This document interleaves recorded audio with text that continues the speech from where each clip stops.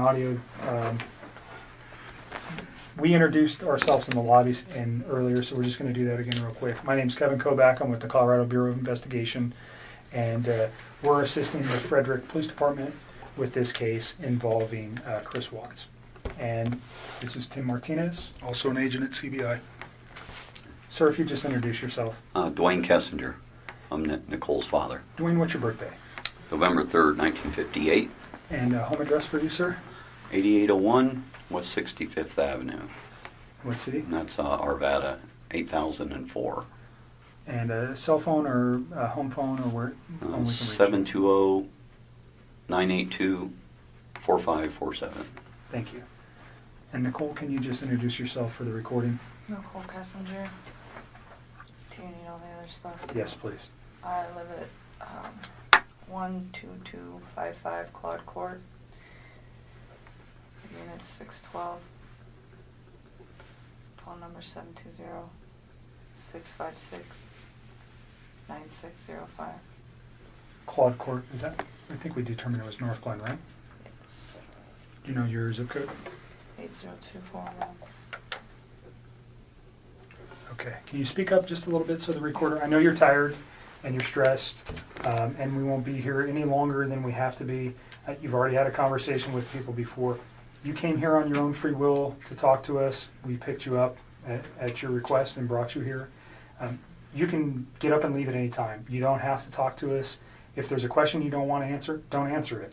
If you don't want to talk anymore, just tell me I want to leave. And I'm kind of in the way of the door, but you're not being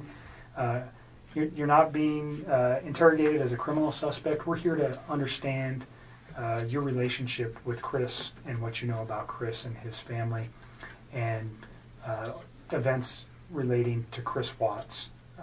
And do you know him as Chris or Christopher? Either one. Okay. So the phone number that you reached him on, can you tell me what that number was? I think I deleted that out of my phone too. I just cut him out of my life. It's a 910 number. You guys have it. Well, we gave it to Mark yesterday. Yeah, So I probably have it, but it. just in case. I don't have it anymore. If I recited it to you, would you know it? Just the first three numbers. Okay. But you know it as a 910 number? Yes, that's what I do know. I mean, that's what I've got. North Carolina or something. Yeah, North Carolina. Okay. So let's just start with a timeline of your getting to know Chris, how you guys met, where you met, all those things. Let's just run. And I'm not going to ask you specific questions unless I think it's necessary. I'll let you just tell me your story. I think it's a little bit easier that way. So I just want to know how you met him, where you met him, how long you guys were dating, and those kind of things initially. Okay. I think I met him sometime in June, probably early June. It might have been May. It was just talking at work. It was pretty casual. And he didn't have a wedding ring on his finger. And every time I talked to him, he didn't tell me that he was in a relationship. He didn't even mention his kids right away either. And then one day he told me that he had 2 kids. I was like, that's pretty cool.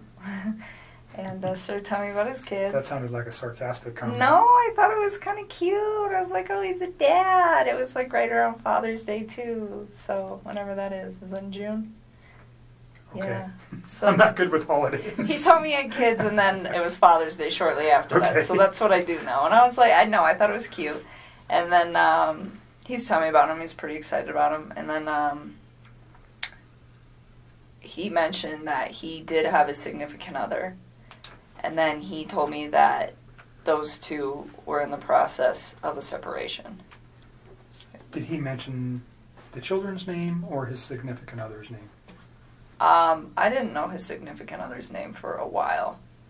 And then I think he told me his kids' names pretty quick, but to be honest with you, on an exact date of when that happened, I don't know. So in May and June, first of all, where do you work? I work at Anadarko Petroleum Corporation. I'm contracted to Anadarko Petroleum Corporation. Okay, and you work out of an office setting where? In Platteville, Colorado. Okay. And Chris also works out of that location, per se? Yes. He's in the field, but he comes into the office with his team. So you work, what is your job responsibility? I do health, safety, and environment. Okay, so you work in the office and you take care of health safety for, Anadarko is an oil and gas company, right? Yes.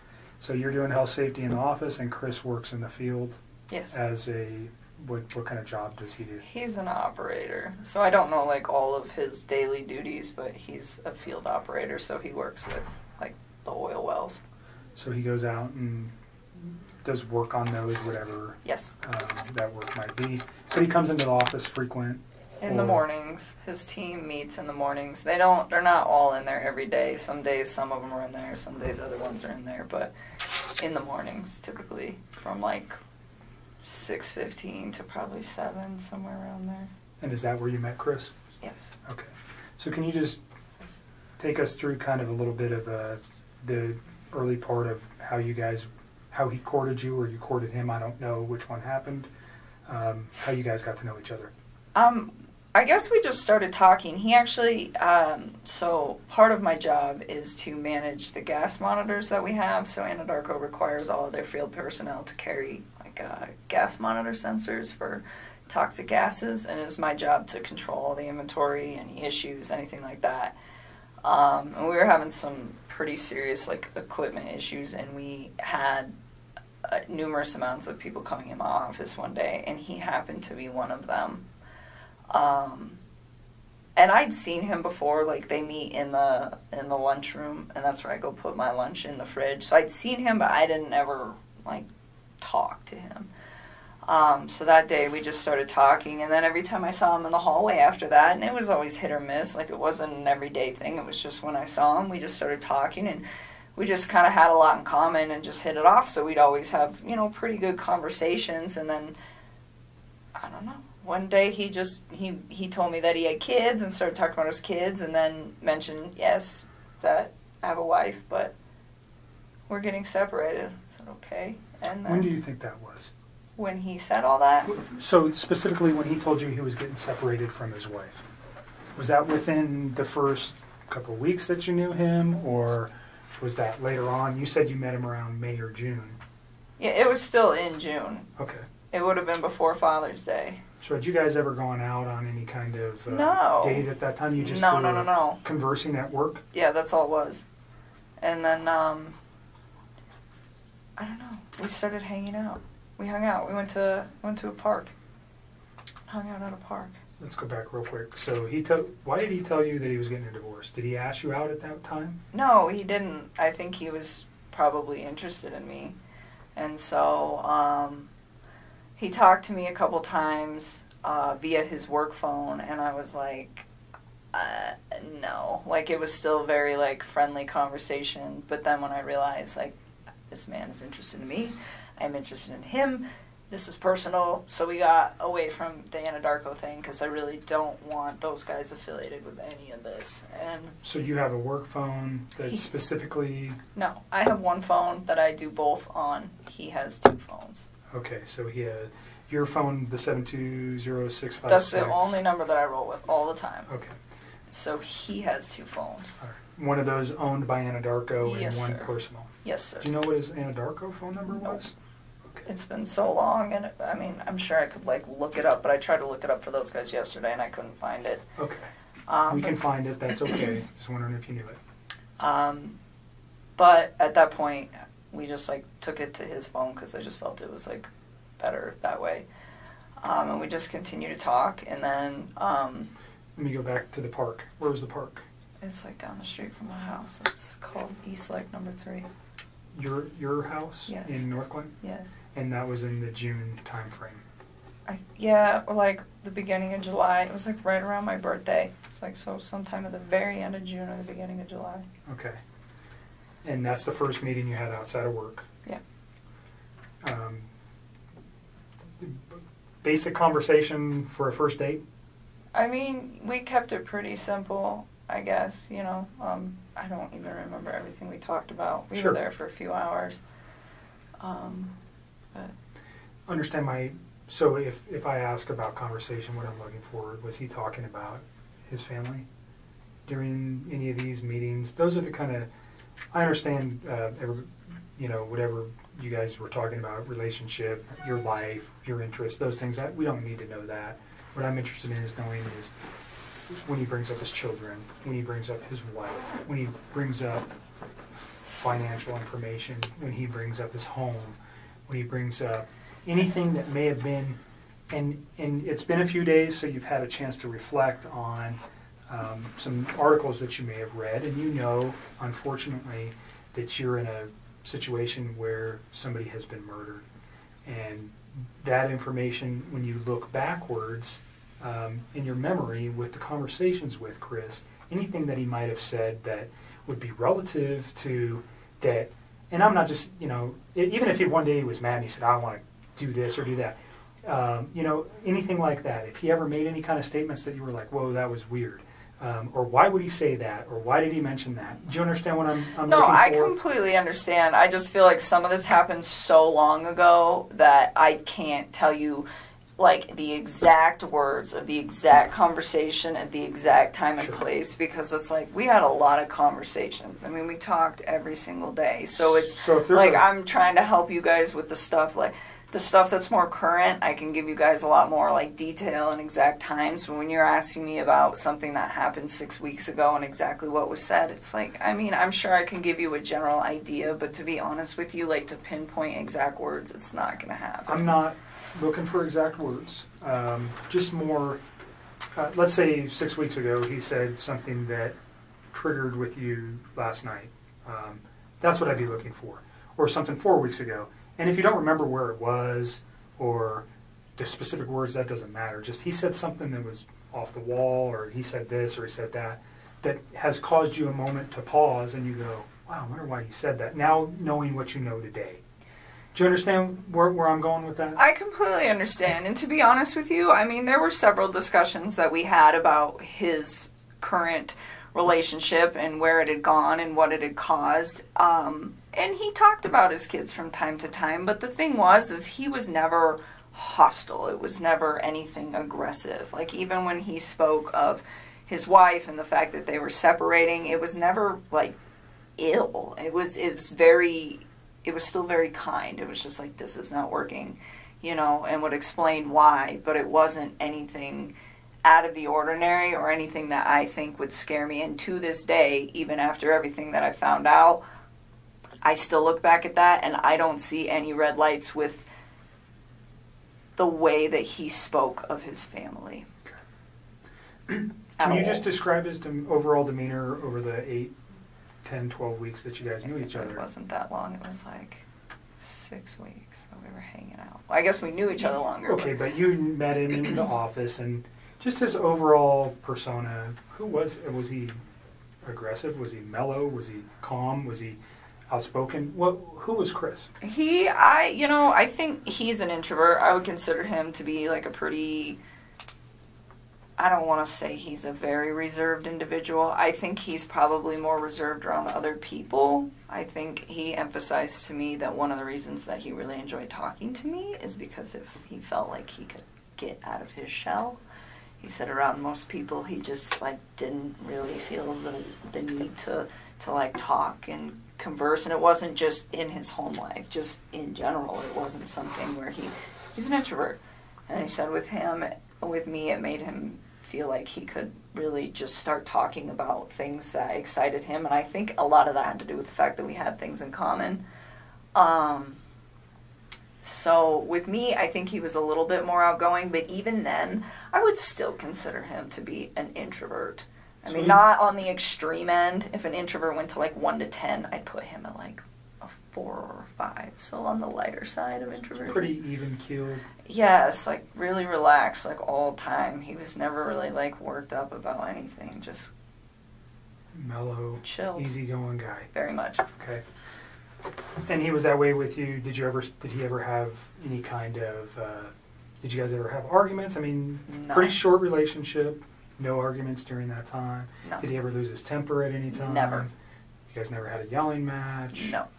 So you never saw him upset or mad? No.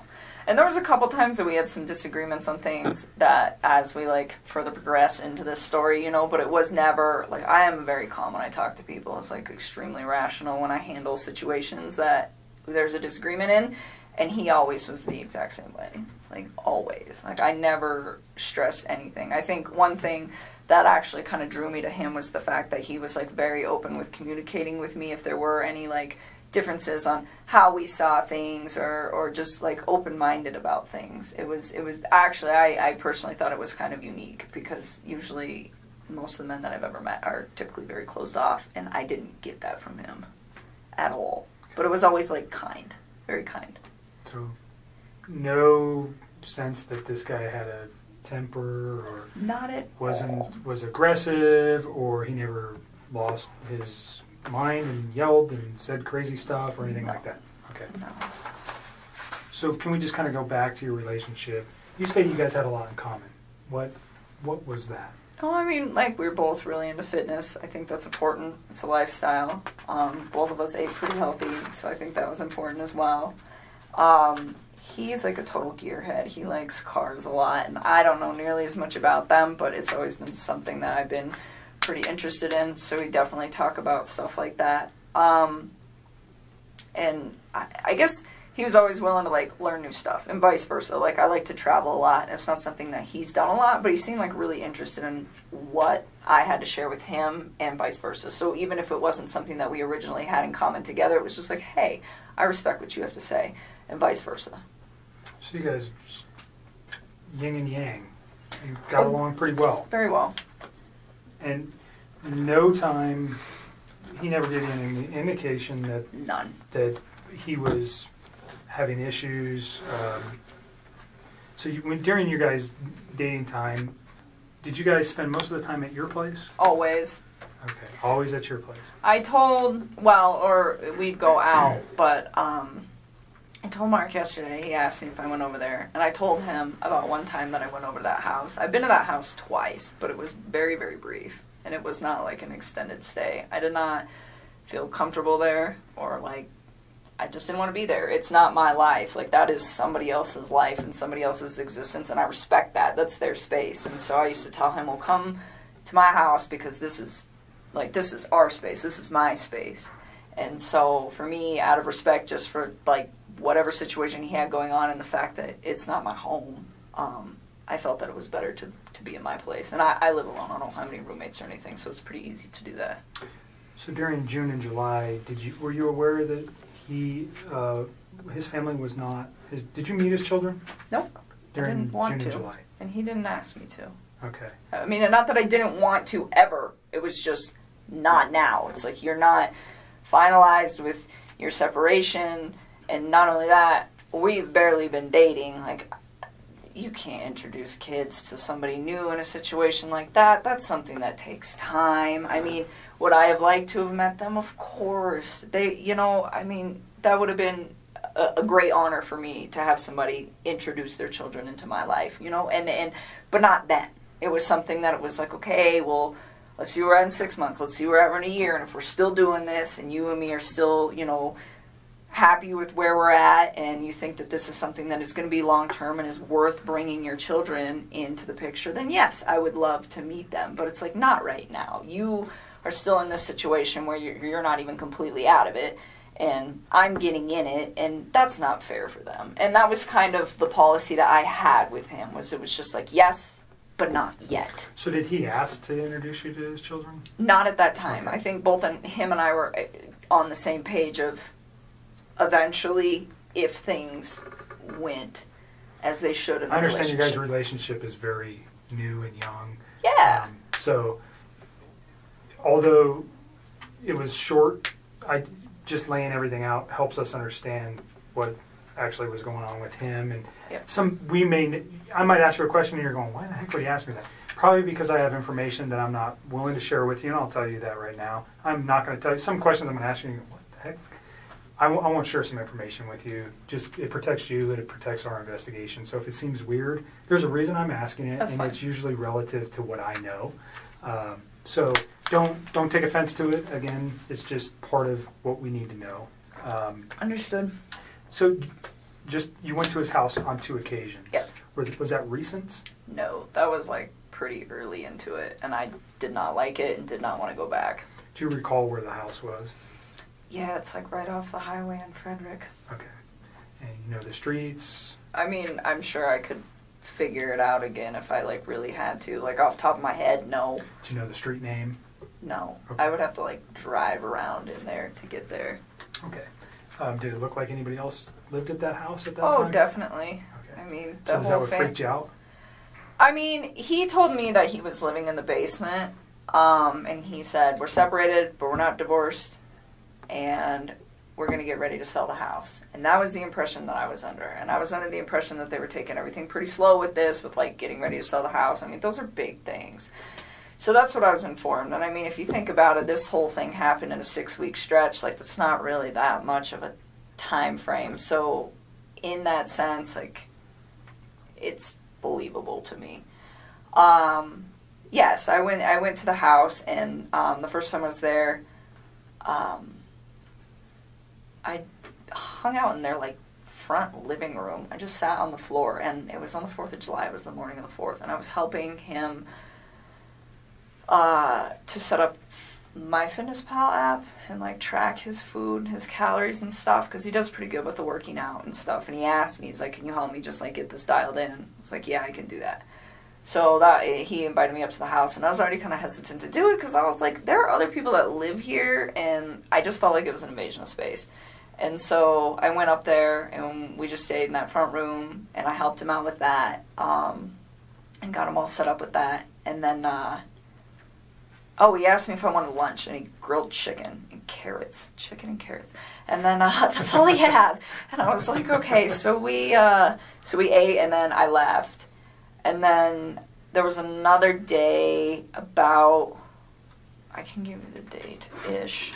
Let me look at a calendar. I think it was the weekend after my birthday. Just a thing on the courtesy for the phone for, what was that guy's name, Don? This gentleman? Oh. Thornton PD. I just met him today. Oh, Do you want to do the phone? I forgot about that. For TPD. It's not for them. They're doing it for us. Yes. We don't have the equipment with us to do it, and I asked them to do it for us. They're not involved in this investigation. He would just be a computer person. He would not be looking at any of this stuff. That would fall to myself. So keep that in mind. He's not involved in this investigation. Thornton PD has nothing to do with this, other than letting us use their facility and helping us with some electronic download. He's not going to look at your phone right now. He's going to put it on a disc, and they're going to give it to me. Gotcha. I don't know. What do you think?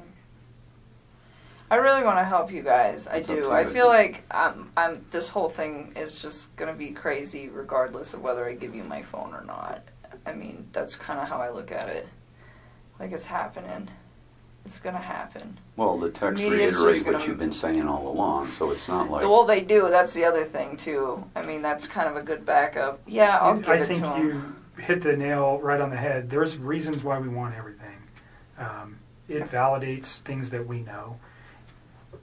I'm not going to come out and tell you that if you tell me something today, we'll validate it with your text messages, whether it's the ones we have now or the ones you're going to give us. I'll give Certainly. it to him. If you want to go get him. I want you to read this, is what I want you to do before you decide that, okay? So the second time I went to that house, I'm not sure what day it was, but it was the weekend of the 14th. Of August? July. I don't know if it was the 14th or the 15th. One of those 2 days. But we had went out and we stopped there just real quick on the way back. And we were there not very long. But that time I saw a picture of his wife and one of his kids. And I remember thinking to myself, like, wow, she's so beautiful. And I, like, took a step back and I was just like, this man has a gorgeous house. He has beautiful babies. He has a beautiful wife. He has an awesome job. Like, why would he want to leave this? And I remember talking to him about it, and that was the first time that I tried to actually say, what do you think about not separating from your wife? Like, what if you really try to work on this? And he had expressed to me that we've tried to work on this and it's not working, so that is why we're separating. And I spent some time, like, just, you know, kind of, because it almost made me feel bad, where I was, like, to the point where I'm engaging in a relationship with a man who, the way he described it, is in a contractual agreement, but was not in, like, an emotional relationship with somebody. And for me, the way I would have preferred to do this is to have waited till that contractual agreement was also done, and he was done. And he could have approached me and said, I'm just had a divorce, you know, maybe we could take this slow, what do you think? But instead it was, oh, we're separated and we're working on a divorce. And that is the part that I feel bad about, because I should have waited on that, and I didn't. And, you know, I was just like, well, they're already there. So, you know, but then being in a house, I was just like, why? Fix this. Find a way to fix this. Make it work, you know? And I was like trying to push him to do it, and he seemed pretty reluctant to do it. He didn't want to. And, I don't know, we were still seeing each other fairly frequently, but I kind of like backed away so we weren't hanging out quite as much, and we were still close, but it was just, like, I really wanted him to try. Like, I wanted to know that he tried and it didn't work, and then he moved on, not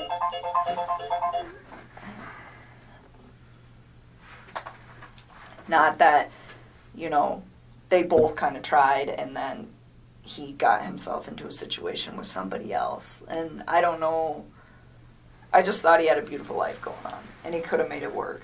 That was the way I looked at it from the outside. So, is this something you reflected on since this event, or was this you? No, I was doing it then. Like, you said, see this doesn't look right. He's kind of, I don't want to be responsible for breaking up a marriage, especially with 2 children. Is that kind of the gist I'm getting here? I didn't think it didn't look right. I mean, I think he was legitimately sleeping in the basement, and I didn't think that these two were, I mean, I think it was like, hey, we're both stuck in this house for now. We got to sell this. In the meantime, you live here, I live here. We sleep in different rooms, take care of the kids. That's just like kind of how I took that. And no, I didn't think it didn't look right. I just thought it just seemed like he had so much going on, and it was just beautiful, that I was like, why don't you just try this out, you know, and see if you can fix it. And he'd always be like, well, what about us? What about us? I'm like, don't worry about us. Like, that is more important. Like, try to see if you can, like, salvage whatever it is that you have going on with your wife. And you know, I always got the impression that he was a great father to his kids, like, always. And so, you know, and I was like, and be the dad that you want to be. I was like, and see if you can make it work. And he just, like, we kind of talked about it off and on for, like, a few weeks, and I was just kind of like, I don't know. Like, I think I was kind of, like, cold feeting about it after I went over his house. And so this was, like, pretty early on. And then he told me that, he went to North Carolina. And he was like, I'm going to talk to her when I'm in North Carolina and see if I can get her to do this, to, like, try to, like, rekindle the flame. Okay, so try to salvage his relationship as you've been asking him. Yes, and then if he decided... When did you go to North Carolina? I think it was, like, the last week of July, somewhere around there. Okay. So, I mean, this was, like, a couple weeks that I was just kind of, like, trying to push him to do that. Let's pause at North Carolina, and we'll come back to that real quick. I want you to read this. If you don't understand what it means, then ask me the question. But basically what it says is you have the right not to let me look at your phone. I'm asking to look at your phone for the purposes we previously discussed, for the text messages and your phone log, and unfortunately the photos that are attached therein too. That information is only relative to this investigation. I'm not looking at anything else except for the conversations between you and Chris Watts, and the phone data between you and Chris Watts for phone calls, for times and dates for those phone calls. And then the content of the text messages that are there. And we'll write that specifically down here. Understand that... I don't want anybody to get some of those texts. Like, they have nothing to do with this case, and they're just like... Between you and Chris? Yes. They're just So just tell me what you're... They're just kind of raunchy. Okay, like, I well, don't need anybody. everybody's I don't an adult. Need that posted like We're not going to somewhere. post it. I don't need. I don't want the newspapers to get that. That's all I want. The I just only need ones them that to we would not be get looking that. for, again, is the same kind of questions we're getting to here, is things about his children, things about Understood. his wife, the Understood. questioning of, did he ever, has he ever said something to you that might indicate, maybe not then, but now, that there was something like this in his mind? Or, you know what we're looking for. I don't need to come out and tell you that. I understand the embarrassment of particular photos or potential sexual types of conversations you may have had with Chris. It's not relative to the investigation. We don't care. Okay, you're an adult. I'm an adult. Everybody in this room is, even your dad. And I give it to you for saying that stuff in front of your dad, because I'm not sure many women could do that. So that's not what we're after. We're after the information that corroborates things that you've told us, and also that corroborates or may tend to prove that things that Chris told us were a lie. You understand that? Mm-hmm. And that's maybe going a little bit far. I usually won't tell people that, but because of your reservations, that's what I'm looking for. If I can disprove something he's told me by a phone records don't lie. People do. Okay? So if I can disprove something that may be important, that's what I need it for. I'm not saying I can. Has it happened before? Absolutely. Is it critical in cases that I've worked in the past? Yes. So that's why I want it. Okay? Again, you don't have to give it to me. You can tell me, I don't want you to have it. Go get a warrant. I'm not even going to tell you if I go get a warrant, try to get a warrant right now. I'm just asking for you to consent. And again, we can write right here what you're willing to give me, which is the text messages and the phone log. And unfortunately, again, the attachments on some of those text messages. And I'll write it on there, and then you'll just sign it. Okay? Do you understand the questions there? Do you have questions about any of the things that it says? You understand you don't have to do this. You're doing it of your own free will.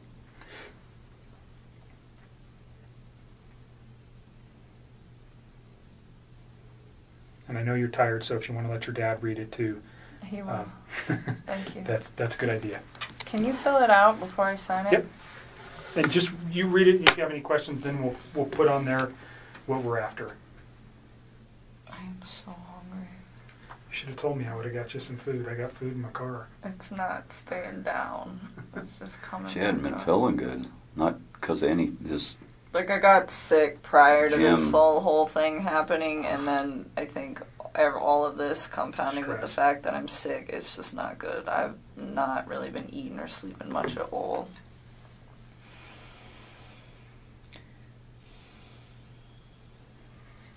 yeah. I'm with you. We definitely need to accelerate the case, because the more it takes, the less sure that they are of situations. But on the other end, I think if you do just that only, You tell me what you're willing to provide to me, and we'll is write that it good on. enough? I just want, like, our text conversation, and then, I guess, our phone call records. So I'm going to put... So the time and date of the phone call records, and then our text message. Tag Could we get photos of him? Huh? Could we get photos of him? Off of Would that? you mind if we got his photos that he sent to you? Oh, well, they'll be in that text message thing. So all his photos were sent. There was no apps or anything else you used No, that you no, guys no, were no, sending. no, It was no. all just text messages. Yeah, Okay. So it'd be an attachment to a text that he sent you. pretty much. But Everything is in the text and the phone call records. so Like, all of it. because we don't have it on tape, we discussed prior to turning the tape on Tuesday, which would have been the 14th of August. You had read some newspaper articles on the 13th and the 14th that regarded this case. You had also had a conversation with Chris at some point during the day on Monday. And on Tuesday, because of what you found, specifically what you said was, and don't let me put words in your mouth, but you found out that his wife was pregnant. And yes. And you did not know that prior. No. And you found that out via the newspaper articles, and that caused you concern. Well, I just realized that he was lying to me, and I was like, well, if you can lie to me about this, what else are you lying to me about? And it made me realize that maybe his wife was in danger at that point, and it was day 2, too, and she still wasn't home. What did that cause you to do with your phone, though? Oh, what, when I deleted those?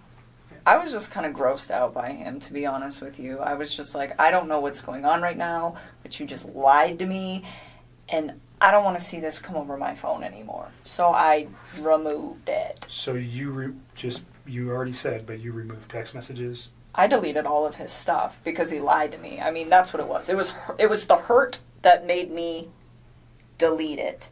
And then it was the lie that made me start questioning everything else he'd been telling me for the last few days. And that's when you decided to come forward? Yes. Okay. So just for context, Yes. when people delete stuff off phones, usually we go, No. It wasn't malicious at all. It wasn't malicious at all. He lied to me. It just hurt. Like, I had never felt like he'd ever lied to me before. And it was a big lie. I mean, Right. telling somebody that you're in the midst of a divorce and then you have a wife that has a 15-week-old baby on the way is a huge, huge thing. And I was very taken back, and it was hurt. And so at that point, I deleted it. I had a few more quick things to say to him, and then I just got rid of him. That's literally what I did. I just cut him out of my life. It would have honestly been like a bad breakup kind of thing. Like, if none of this other stuff would have happened, that's what it would have been. That would have been the end of it. The information was not destroyed because there was anything in there that would be harmful to you or potentially to Chris at this point, but harmful to you in particular. That's not what you did. No. You did it out of, excuse my language, this guy's an asshole, so I'm getting rid of him, and I'm getting this stuff off my phone. That was like me kicking him out of my life. Okay. And then, like I said, and then realizing that he lied, that was when I was like, okay, maybe his family is in danger, and they're not coming back, and they're not staying with a friend. Yeah, when did I go over there? Tuesday morning? Wednesday morning. Wednesday, I yeah. called you Wednesday morning. That's when we started discussing you guys need to get everything that I just... You can understand the importance of, Oh, no question. We were... like I said, people lie, phone records don't, and they really help specifically establish dates and times. Mm-hmm. I think we have a very good grip on that in this case already, but there may be a time when we go, we need to know something else, and then we would have it. We don't want to lose it, and that's really what it is for us, is if we lose information that later on we go, man, I wish we would have got that. And we may never even use these. We may never even look at them. But if we have it now, then we don't worry about losing it. So I appreciate you being cooperative and giving it to us. Yeah. So the first thing I wrote was text messages between Chris Watts and attachments. Okay? So, because we're talking about the photographs, unfortunately, that cause you much disdain. And then I am going to put phone log for calls between yourself and Chris Watts. Your phone number is 720 656 9605.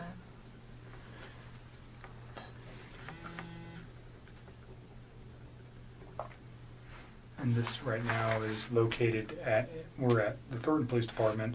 It's going to be moved to so this is kind of, doesn't make sense, but we're here. It's going to be moved to the Colorado Bureau of Investigation. He's going to download it here, but I'm going to take it with me, just so you know. It's not staying here. Okay. They're not going to retain any of this. This comes with me. Okay. Okay? Is there anything else you want on there? I think that's about... That's it. I mean, I don't have social media. I don't really have anything else you guys can pull. Okay. Is there anything else you know of that could help us with this that is not on this sheet? As far as, like, data? That's on your phone? No. I mean, everything we did was, like, text and talk, pretty much.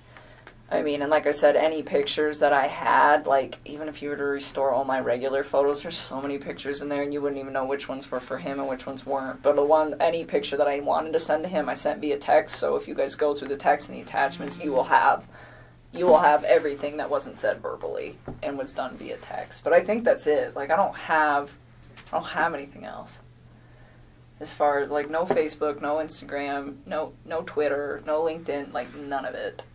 So, there was never any of that kind of correspondence. So I think that should probably cover everything you guys will need. Is there any particular messages that would help me so I don't have to look at, because whatever's on your phone, I don't know how long we're going to get back to, but let's say is there a particular date or time or message that stands out to you that would be relative to, specifically to the investigation into this case, that might assist me in understanding why something like this could have occurred?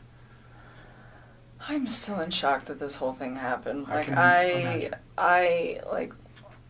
that's why I gave him the benefit of the doubt for the first day, because I was just like, no way. Like, I didn't even think about that. I mean, murder was not on the top of my mind when somebody doesn't come home for an evening, especially if they just, like, had some sort of, like, heated conversation. It's like, okay, you guys are separating, you have a heated conversation, you leave for a night. Like, I didn't even think this guy killed his wife. I mean, that like, murder is on something on the top of my mind when I call one of my friends for 3 or 4 hours and she doesn't answer the phone. Like, that doesn't even process to me as, like, a real thing that is a possibility at that point.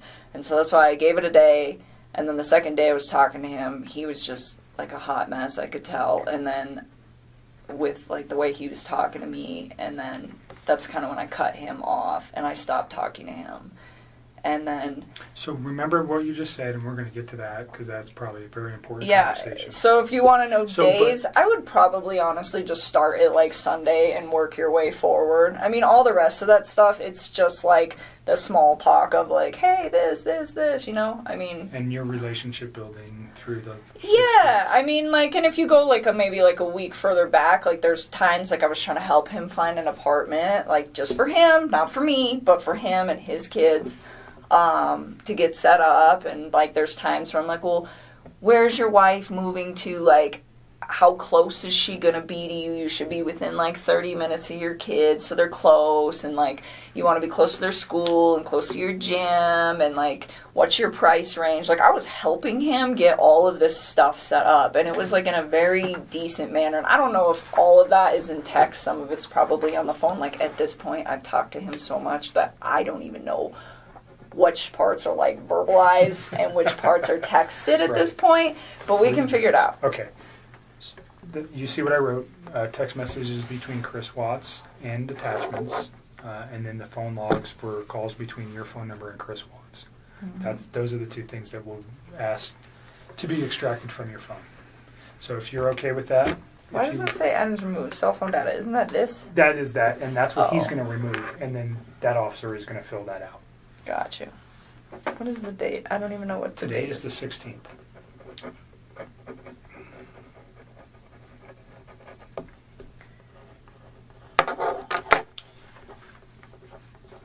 You want to add anything to this? If you give us your phone, we'll get him started. We want to give you everything, but we also want to be protected in doing so. Is more of the... Sure. Was more of the thing. It's just... And when he's done, we'll give you a Is there a password or anything? Like, will it lock up after a period of time? Yeah. That's his notes. And... Make sure there's nothing written on the back. There's not. I checked before I ripped it off. Okay. Let's go back to North Carolina.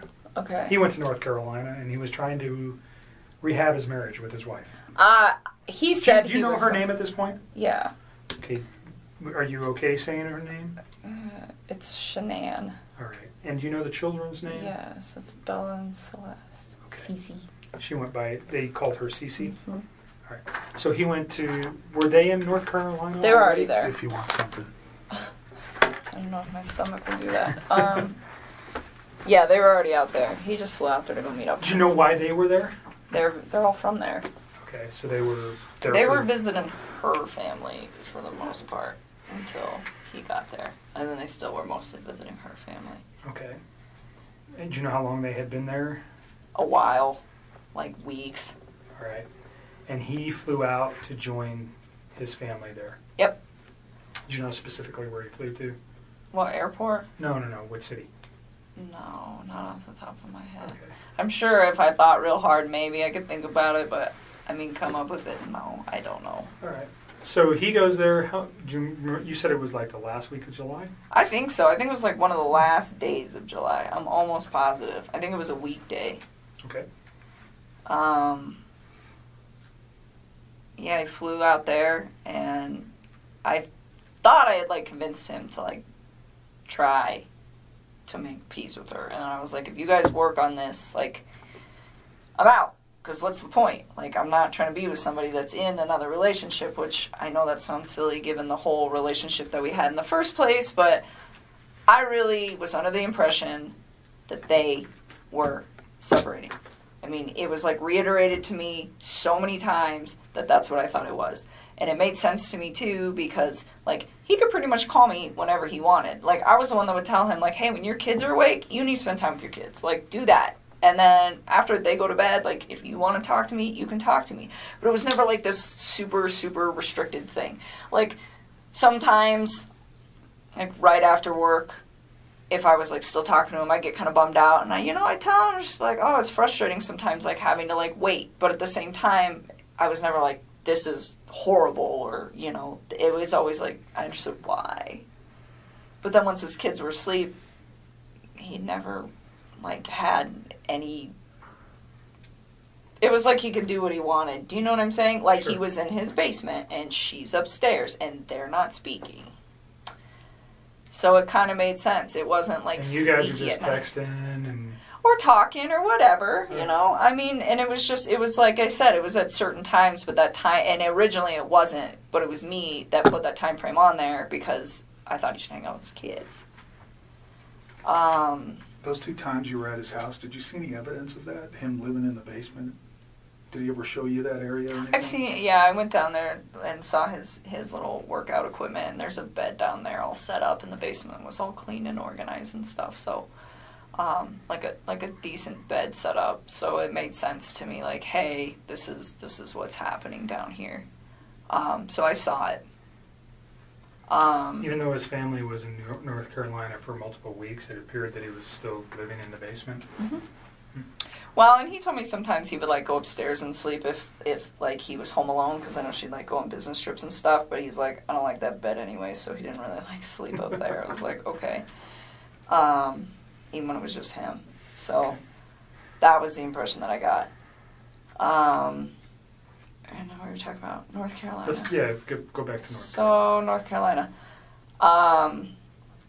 So he still made very frequent communication with me when he was out there. And at one point he told me that they sat down and they talked about it, and he told her that he wanted to either fix things or, like, to try to fix things, and if she didn't want to fix them, then they needed to, like, move forward with the separation and, like, actually file for a divorce at this point was the impression that I got from this, and was what he told me. And so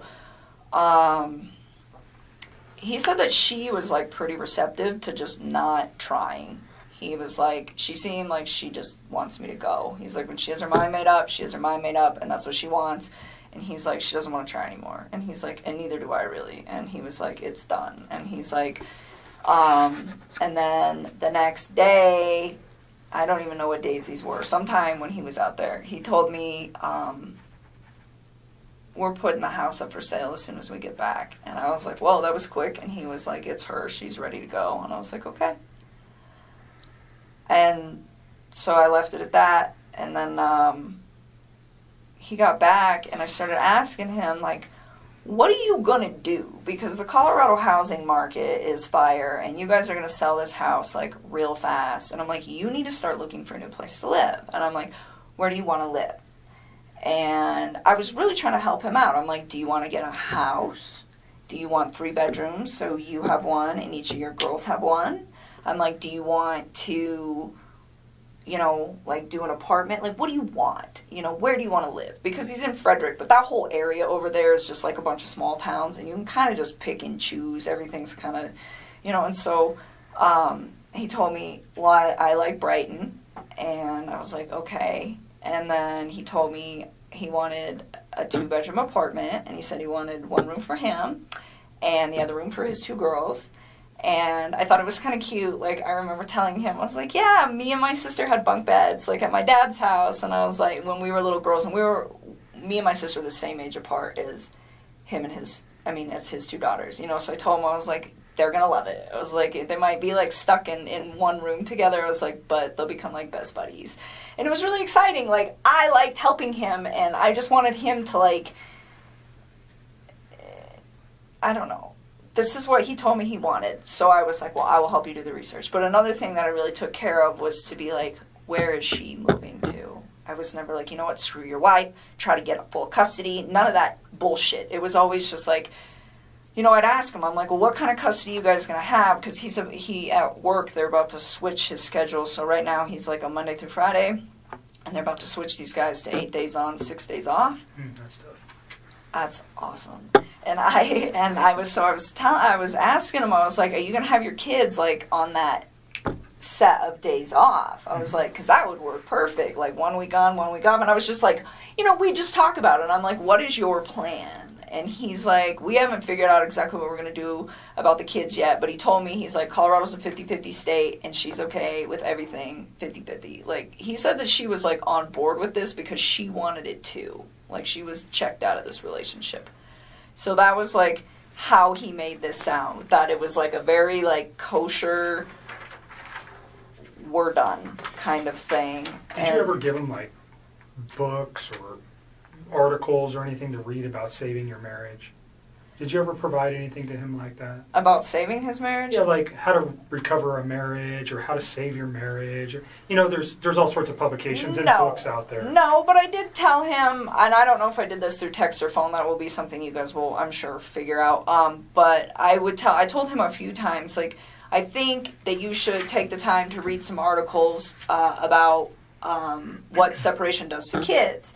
You know, and I told him, I said, when my parents separated, we were literally like 3 and 5. We were almost the exact same age as these little girls. And I told him, I said, you know, I was so young when it happened that it didn't really have like a big negative effect on me because I was so small that I didn't really process it too well. I was like, but I do have cousins that their parents got divorced when they were like 10, 11, and I think that it hit them a little harder, you know, and he's like, oh, they'll be fine, you know, and I told him, I was like, even though they're small and you think that they'll be fine, I was like, I think you guys should just read about it just so that you guys are prepared in case, you know, one of these two starts having a hard time with the fact that you guys aren't in the same house anymore, you know, and I would tell him, I was like, you know, there's pros and cons to it, like, because he was, like, getting ready to do it, and it would be like, you know, it's kind of cool having 2 Christmases, and, you know, like, your parents get to go, you know, be happy doing whatever it is they want to do with their lives, and they don't have to be in a situation that's probably not good for the kids because it's not good for those two,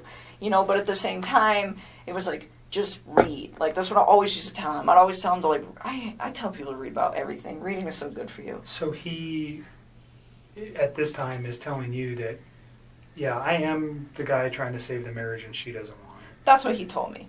That's what he told me. So, and then he was like, she doesn't want it, so I'm not going to do it. And then it was like, we're filing for divorce, we're selling the house, and this was like all as soon as they were coming back from North Carolina, like boom, boom, boom, boom, boom.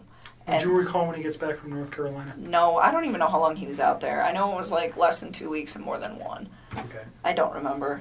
So he comes back early August, would that be fair? Oh yeah, it was definitely like in the first 2 weeks somewhere. All right. Probably the second week of August at some point in that. I don't remember when. Does his wife come back with him at that time? Or yeah, they all came back. They all come back at the same time? They all came back. And then, yeah, so he continues to just, you know, tell me that this is like what he wants. And so I took the time, and you will see that in the text too, where I I found this apartment. It was perfect. It was so cute. I was like, it's in your price range. It's like 6 miles from the gym. It's 23 miles from work.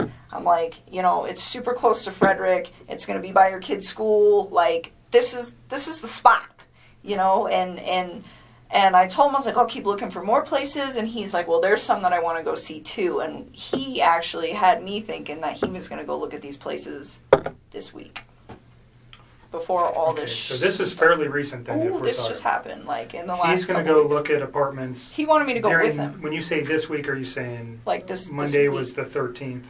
Like this week. Okay. Yeah, so I told him, I was like, well, pick out a few spots, and if you want me to come with you, I'll go look at them, but you know. You said earlier that he had never, or that the apartment wasn't for you and him. It was just for him and his children. Oh, yes. It wasn't. You weren't. Had no intentions of moving in with him. No, I have my own spot. I still have a lease there till July, and even then, like, he never asked me to move in with him, Okay.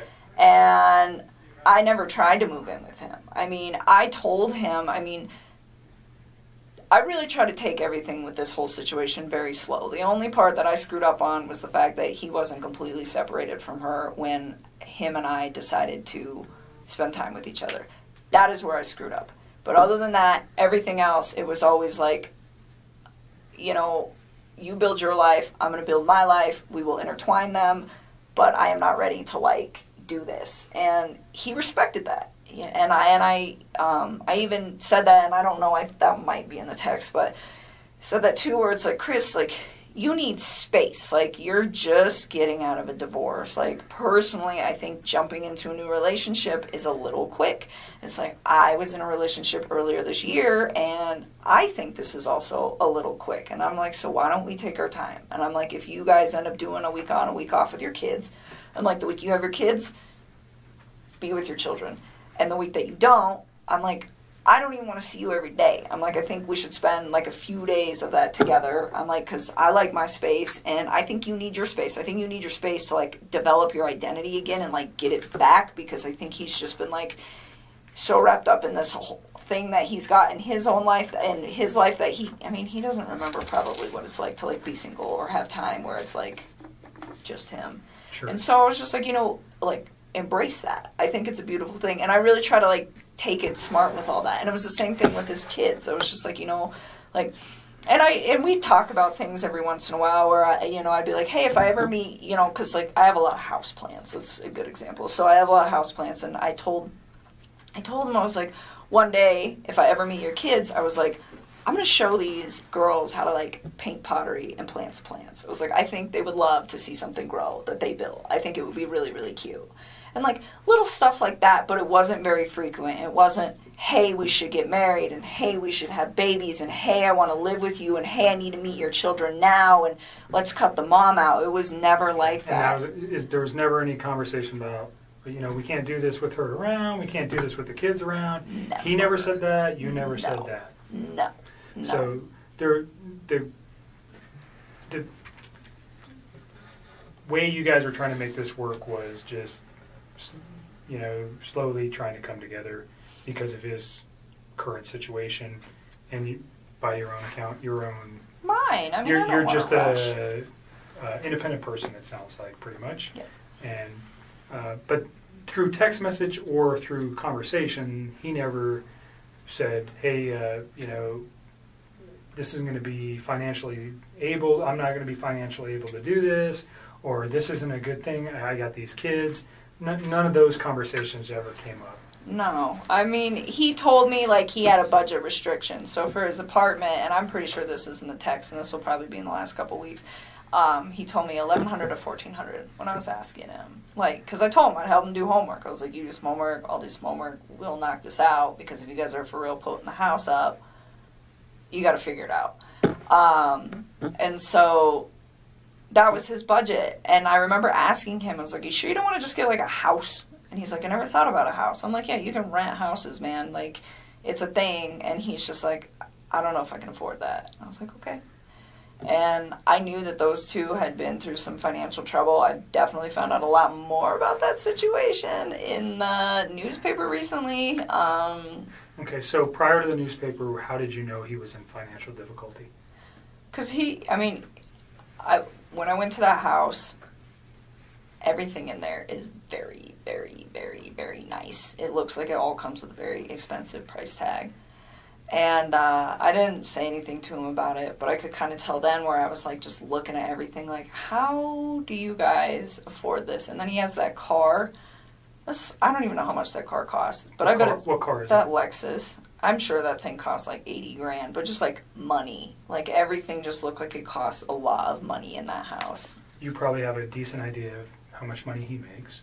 Yeah, and it's not enough money to pay for all that. Not even close. Did you have any idea of what Shannon did for a living or how much money she might have made? I mean, I had an idea. I would consider her like a sales rep. I don't know how else to describe that. For the company that she worked for. And I don't know exactly how much she made. He said that she was really competitive and she liked to try to keep up with him. He's like, she gets close sometimes. So I don't know how much those two brought in. I mean, off the top of my head, if I could guess, probably somewhere around like $140K a year. I mean, I don't know. Because I don't know exactly how much he makes. And I don't know exactly how much she makes. But based just off of like what I know about the oil field, like, yeah, I would say that's probably an accurate estimate. So even if they're making, let's just use the figure $100,000, they're living above their means or below their Oh my God, like, way too much. way Did he ever too. discuss with you any of those issues? I mean, a little. I mean, I didn't know about the bankruptcy or any of that till I read on the newspaper about that. But I think he was really frustrated with the situation. He told me, he's like, I feel like my paycheck goes in my bank account and I just watch it go like this. He's like, but it doesn't have to. He's like, she makes it like that. And I was just So was like, he resentful for that? I don't know if he was resentful. I just think he was frustrated by the fact that they could be doing a lot better financially. And she, from the vibe that I got, had really bad spending habits. So she was a spender. The car, hers or his? I think it's hers. Okay. I'm pretty sure that that's hers. Do you know what other car they might have? Well, I mean, his APC pickup truck. And that's it, and I think. That's owned by Anadarko, though, right? Yeah. But so I don't think they own any other vehicles as far as I know. I think it's just that thing. And Anadarko doesn't allow him to drive that on his own personal time, No, right? no. So he's just got one vehicle. Yep. And it's a very expensive Lexus. And then they live in a pretty expensive house. It's a huge house. Yeah. I was very taken back when I saw it. I was just like, whoa. How and do then you the guys... fixtures inside caused you to pause. Everything was just like... And then you mentioned today you read something about bankruptcy. Yep. What did you read? That those guys filed bankruptcy for a lot of money Who are those guys? to that couple Okay. in 2015. Oh, Shannon and Chris Thanks. filed bankruptcy in 2015. Okay. And you said for a lot of money. Do you recall the amount? No, because it was different in each of the newspapers, and I don't know which one to believe. So, hundreds of thousands of dollars. So, yeah, I didn't know that. Let's go just back to him and the financial. He tells you he has a concern enough to at least express something to you that he's frustrated with the way she spends, or he's upset with working so hard and never having any money, and she's kind of the responsibility. She's the responsible party for spending most of the money. I pretty much got that vibe. I mean, he just told me, he's like, we're house broke all the time. I was just like, that's unfortunate. And I asked him, I was like, do you have 401k? And he was like, yeah. And I mean, the reason I ask him this is because if I get into a relationship with somebody, I want to know, like, what kind of baggage that they have. I think that's important if I walk into a situation where I'm like, hey, I have good credit and I have all of these things that I've been building, and you don't have your stuff together, like, what are we going to do with this? And it's important for your long-term You're smart. thing. So I'm preparing. And so I just asked him, I was like, well, do you have 401k? And he's like, yeah, I do have that. And then I asked him, I was like, I didn't ask him, like, how much debt they had or anything, but I just said, is your lifestyle sustainable? And he was like, no. And I was like, how long do you think that's going to take? He's like, I don't know, but it's not sustainable. Where did his girls go to school? I don't know. He never actually told me. Like, when I asked him once, it was like when I was trying to find him an apartment, I was like, are you comfortable telling me where your girls go to school? That's in the text too. I was like, so I can figure out what distance from the apartment it is. I was trying to just make his life convenient with, like, him, his ex, his kids, and all the stuff that he needs to do and work. And he was like, don't worry about it. Their school's pretty centrally located, so anywhere in the area that we were discussing will be fine. And he just left it at that. So he didn't even tell me, which was fine. I respect that. Daycare is obviously very expensive for a 3 and 5 year old. Oh, yeah. Right? So I understand. Did he ever bring did he ever discuss that? Never. Okay. Never. Like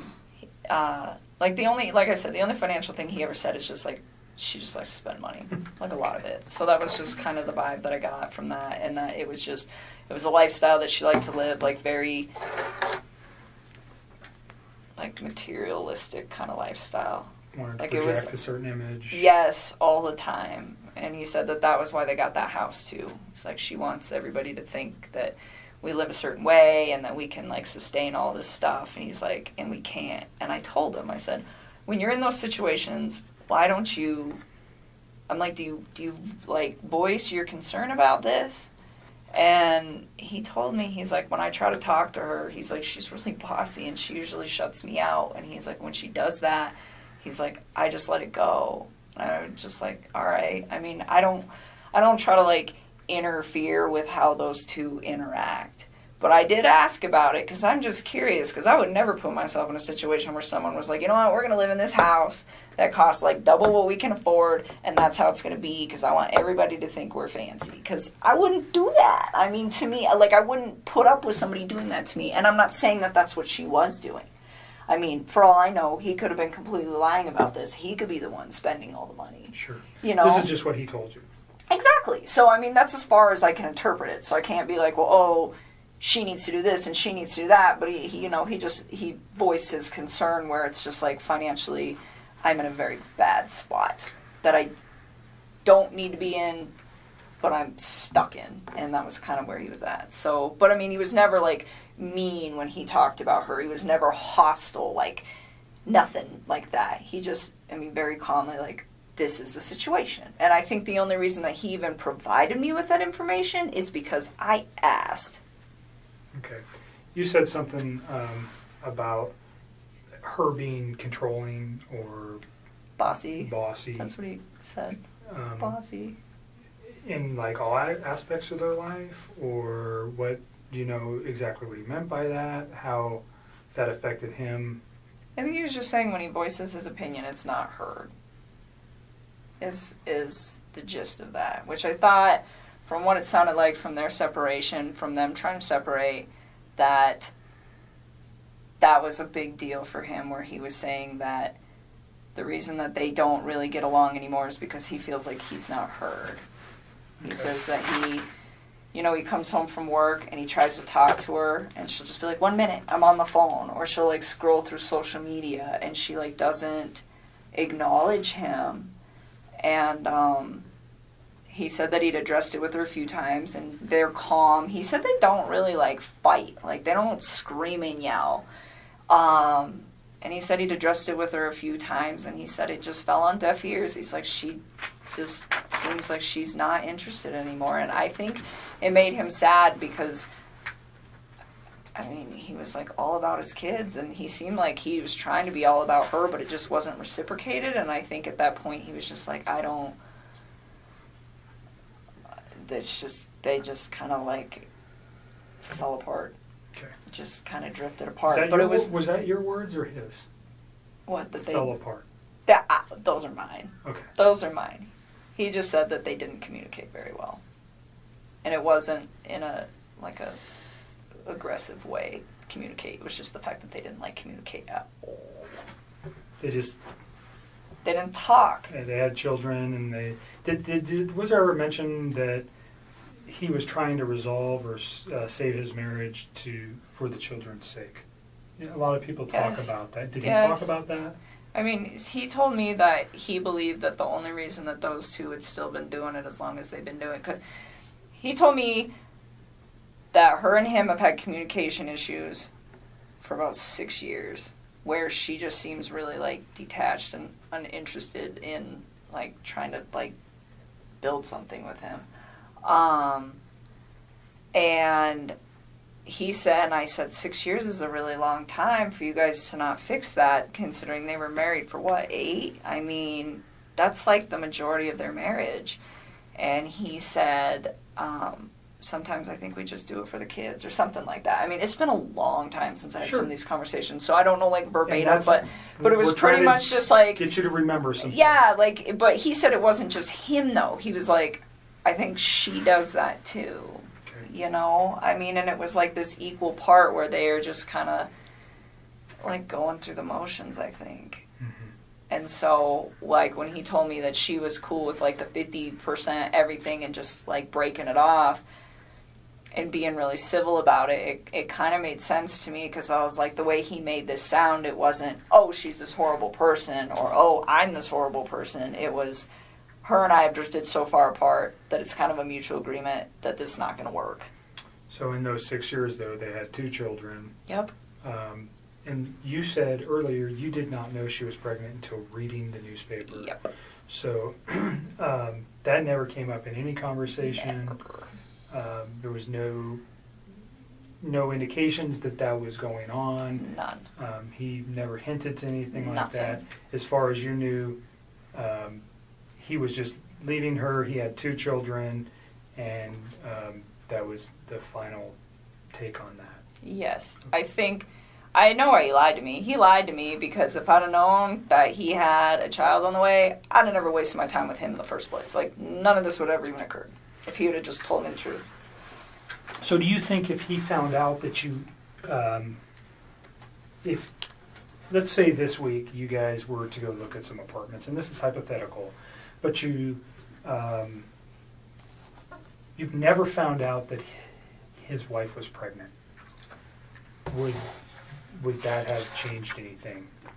Like you just said, if I knew his wife was pregnant, I wouldn't be in this picture. So if his wife was not pregnant, and forgive me, but if he takes her out of the picture, you're never going to know that she was pregnant, right? What do you mean takes her out of the picture? Like, If he murdered her, she's out of the picture. You're never going to know if she was pregnant. If he can get away with murder, you're not going to... I got divorced from my wife. You see, do you understand what I'm saying here? If she's gone... but this... Don't lead, Hypothetically. please. Yeah. Don't lead on. Hypothetically. If she... Okay. You understand where I'm going. If Right, you but you're, didn't know... you're leading into Right. questions that are nothing with your... If you didn't know, though, Wait, Nick, that she was there... did you hear what I said? I'm following you. I just want her to answer a question that relates to... She said something that's important, that if he didn't have a child on the way, or if she didn't know that, she would have continued the relationship, right? But he killed his kids. At what point does he think that I'm going to be in a relationship? I'm not talking about the children. I'm just talking specifically about her. If you only knew, if the kids were still here, and he called you and said, "I'm divorced from my wife," and he gets away with this, do you understand what I'm thinking from his aspect? I still wouldn't do it. I still wouldn't do it because I'd be like, where did she go? Okay. Because I'm under the impression that she's a really good mom. Like, he never bashed her momming skills. Like, no, I wouldn't, no. Okay. No. And that, you see where I'm trying to take that? Yes. So you guys never had a conversation about the child, period. I didn't know at all. All right. And by your words, if you did know, you would have ended the relationship. Well, because it wouldn't have made sense to me that he's like, I'm getting separated. Oh, by the way, I have a baby on the way. It's like, That's 15 weeks. you are a liar. You're just trying to sleep with me. That's what I would have probably interpreted that as, and I'd have just shut that off at work, and that would have been the end of it. Okay. All right. We can move past that.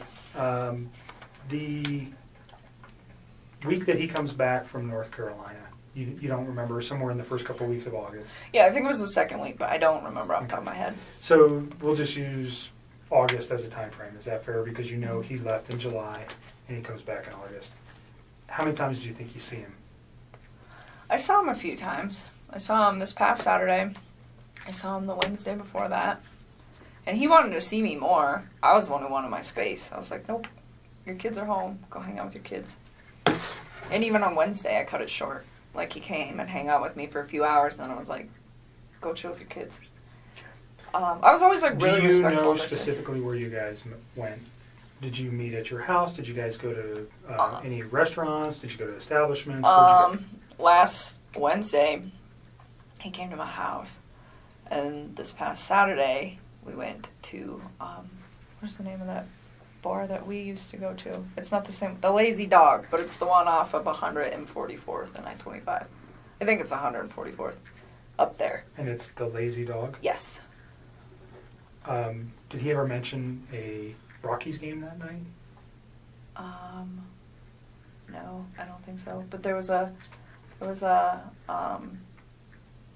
Broncos were playing. Okay. Which we couldn't see because they sat us in really crappy spots, but it's okay because it's preseason. But, So do you recall what time you went there? no. I remember, well, kind of. So he had to get a babysitter that night. Do you know who that was? Somebody who's really young. I remember I asked him who his babysitter was, and he's like, we have two. This girl's only 17, but the other one's out of town. So this girl's going to stay, and she doesn't do overnights, so I got to be back by 10. And I remember her saying that, and him saying that. And I don't know what time he got to my house. It was between, I want to say like 5:30. It might have been 5, but I don't think so, because I think the babysitter, if I remember correctly, showed up at like 4:30 or something, and he was like, I want to spend time getting my kids acclimated to her, and then I will come. So his children didn't even know her.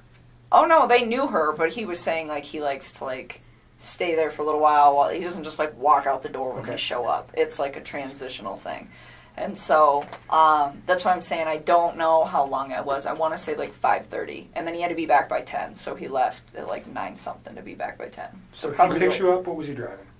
No, he didn't pick me up. He came to my house. We drove my truck. Okay. So he gets to your house. You know what he was driving to get to your house? Off the top of my head, I don't remember. I'm pretty sure he usually drives that Lexus, but he doesn't always park it in my complex because the parking, there's not good spaces. So where you guys pick me up at, a lot of times he'll just park out there because there's room. Okay. So that kind of works so that because there's just not a lot of room in my apartment complex. But off the top of my head, I don't know what he was driving. What kind of truck do you drive? I drive a Toyota 4Runner. Okay. So you guys take your 4Runner to the Lazy Dog. Yep. And you said they sat you in crappy locations. It's just Where were you inside the bar? When you walk in, you just hang a right, and we were like one of the first two booths on the right when you walk in the door. It's just not it's a good spot, but just not for the TVs. And we actually went to the other Lazy Dog. We went to the one that you and me go to. Where's that at? Federal and 20th. It's 120th and Federal, and we went there, and they have a different menu, and I was like, I don't want to eat this food. So we should go to the other one. So initially you go to the 120th Yes. location. Did you actually get seated? Kind of, sort of. They were like cleaning off a table, and we were standing there just kind of looking at the beer menu and the food menu, and I was like, I don't want this. And so we left. 6 o'clock? Probably somewhere around there, 6:30, and then we left and went to the other one, and we ate dinner. And you're in like first or second booth right to the right of the door. Uh-huh. I'm just asking because if they have video, we want to be able to verify that. So that's why it's important. And you're there for how long? I don't know. Probably we didn't stay for dessert, so I don't know. How long's the restaurant take? Like an hour and a half? I don't know. I've never been to the Lazy Dog. I don't know. Probably about an hour and a half, and then we went back to my house for a little bit, hung out at my house for a little while, and then he had to leave, and then he left. Do you recall what time you left? Off the top of my head, no. I remember he was like gonna be late to be back at 10. I think there's a text message where he starts texting me when he's home at his house. Okay. So you can probably figure that out. And I remember I texted him back and I was like, damn, that was quick. Or wow, that was really quick. He's like, yeah, I even had time to stop at the ATM or stop at the gas station, stop somewhere to get money to pay the babysitter. Okay.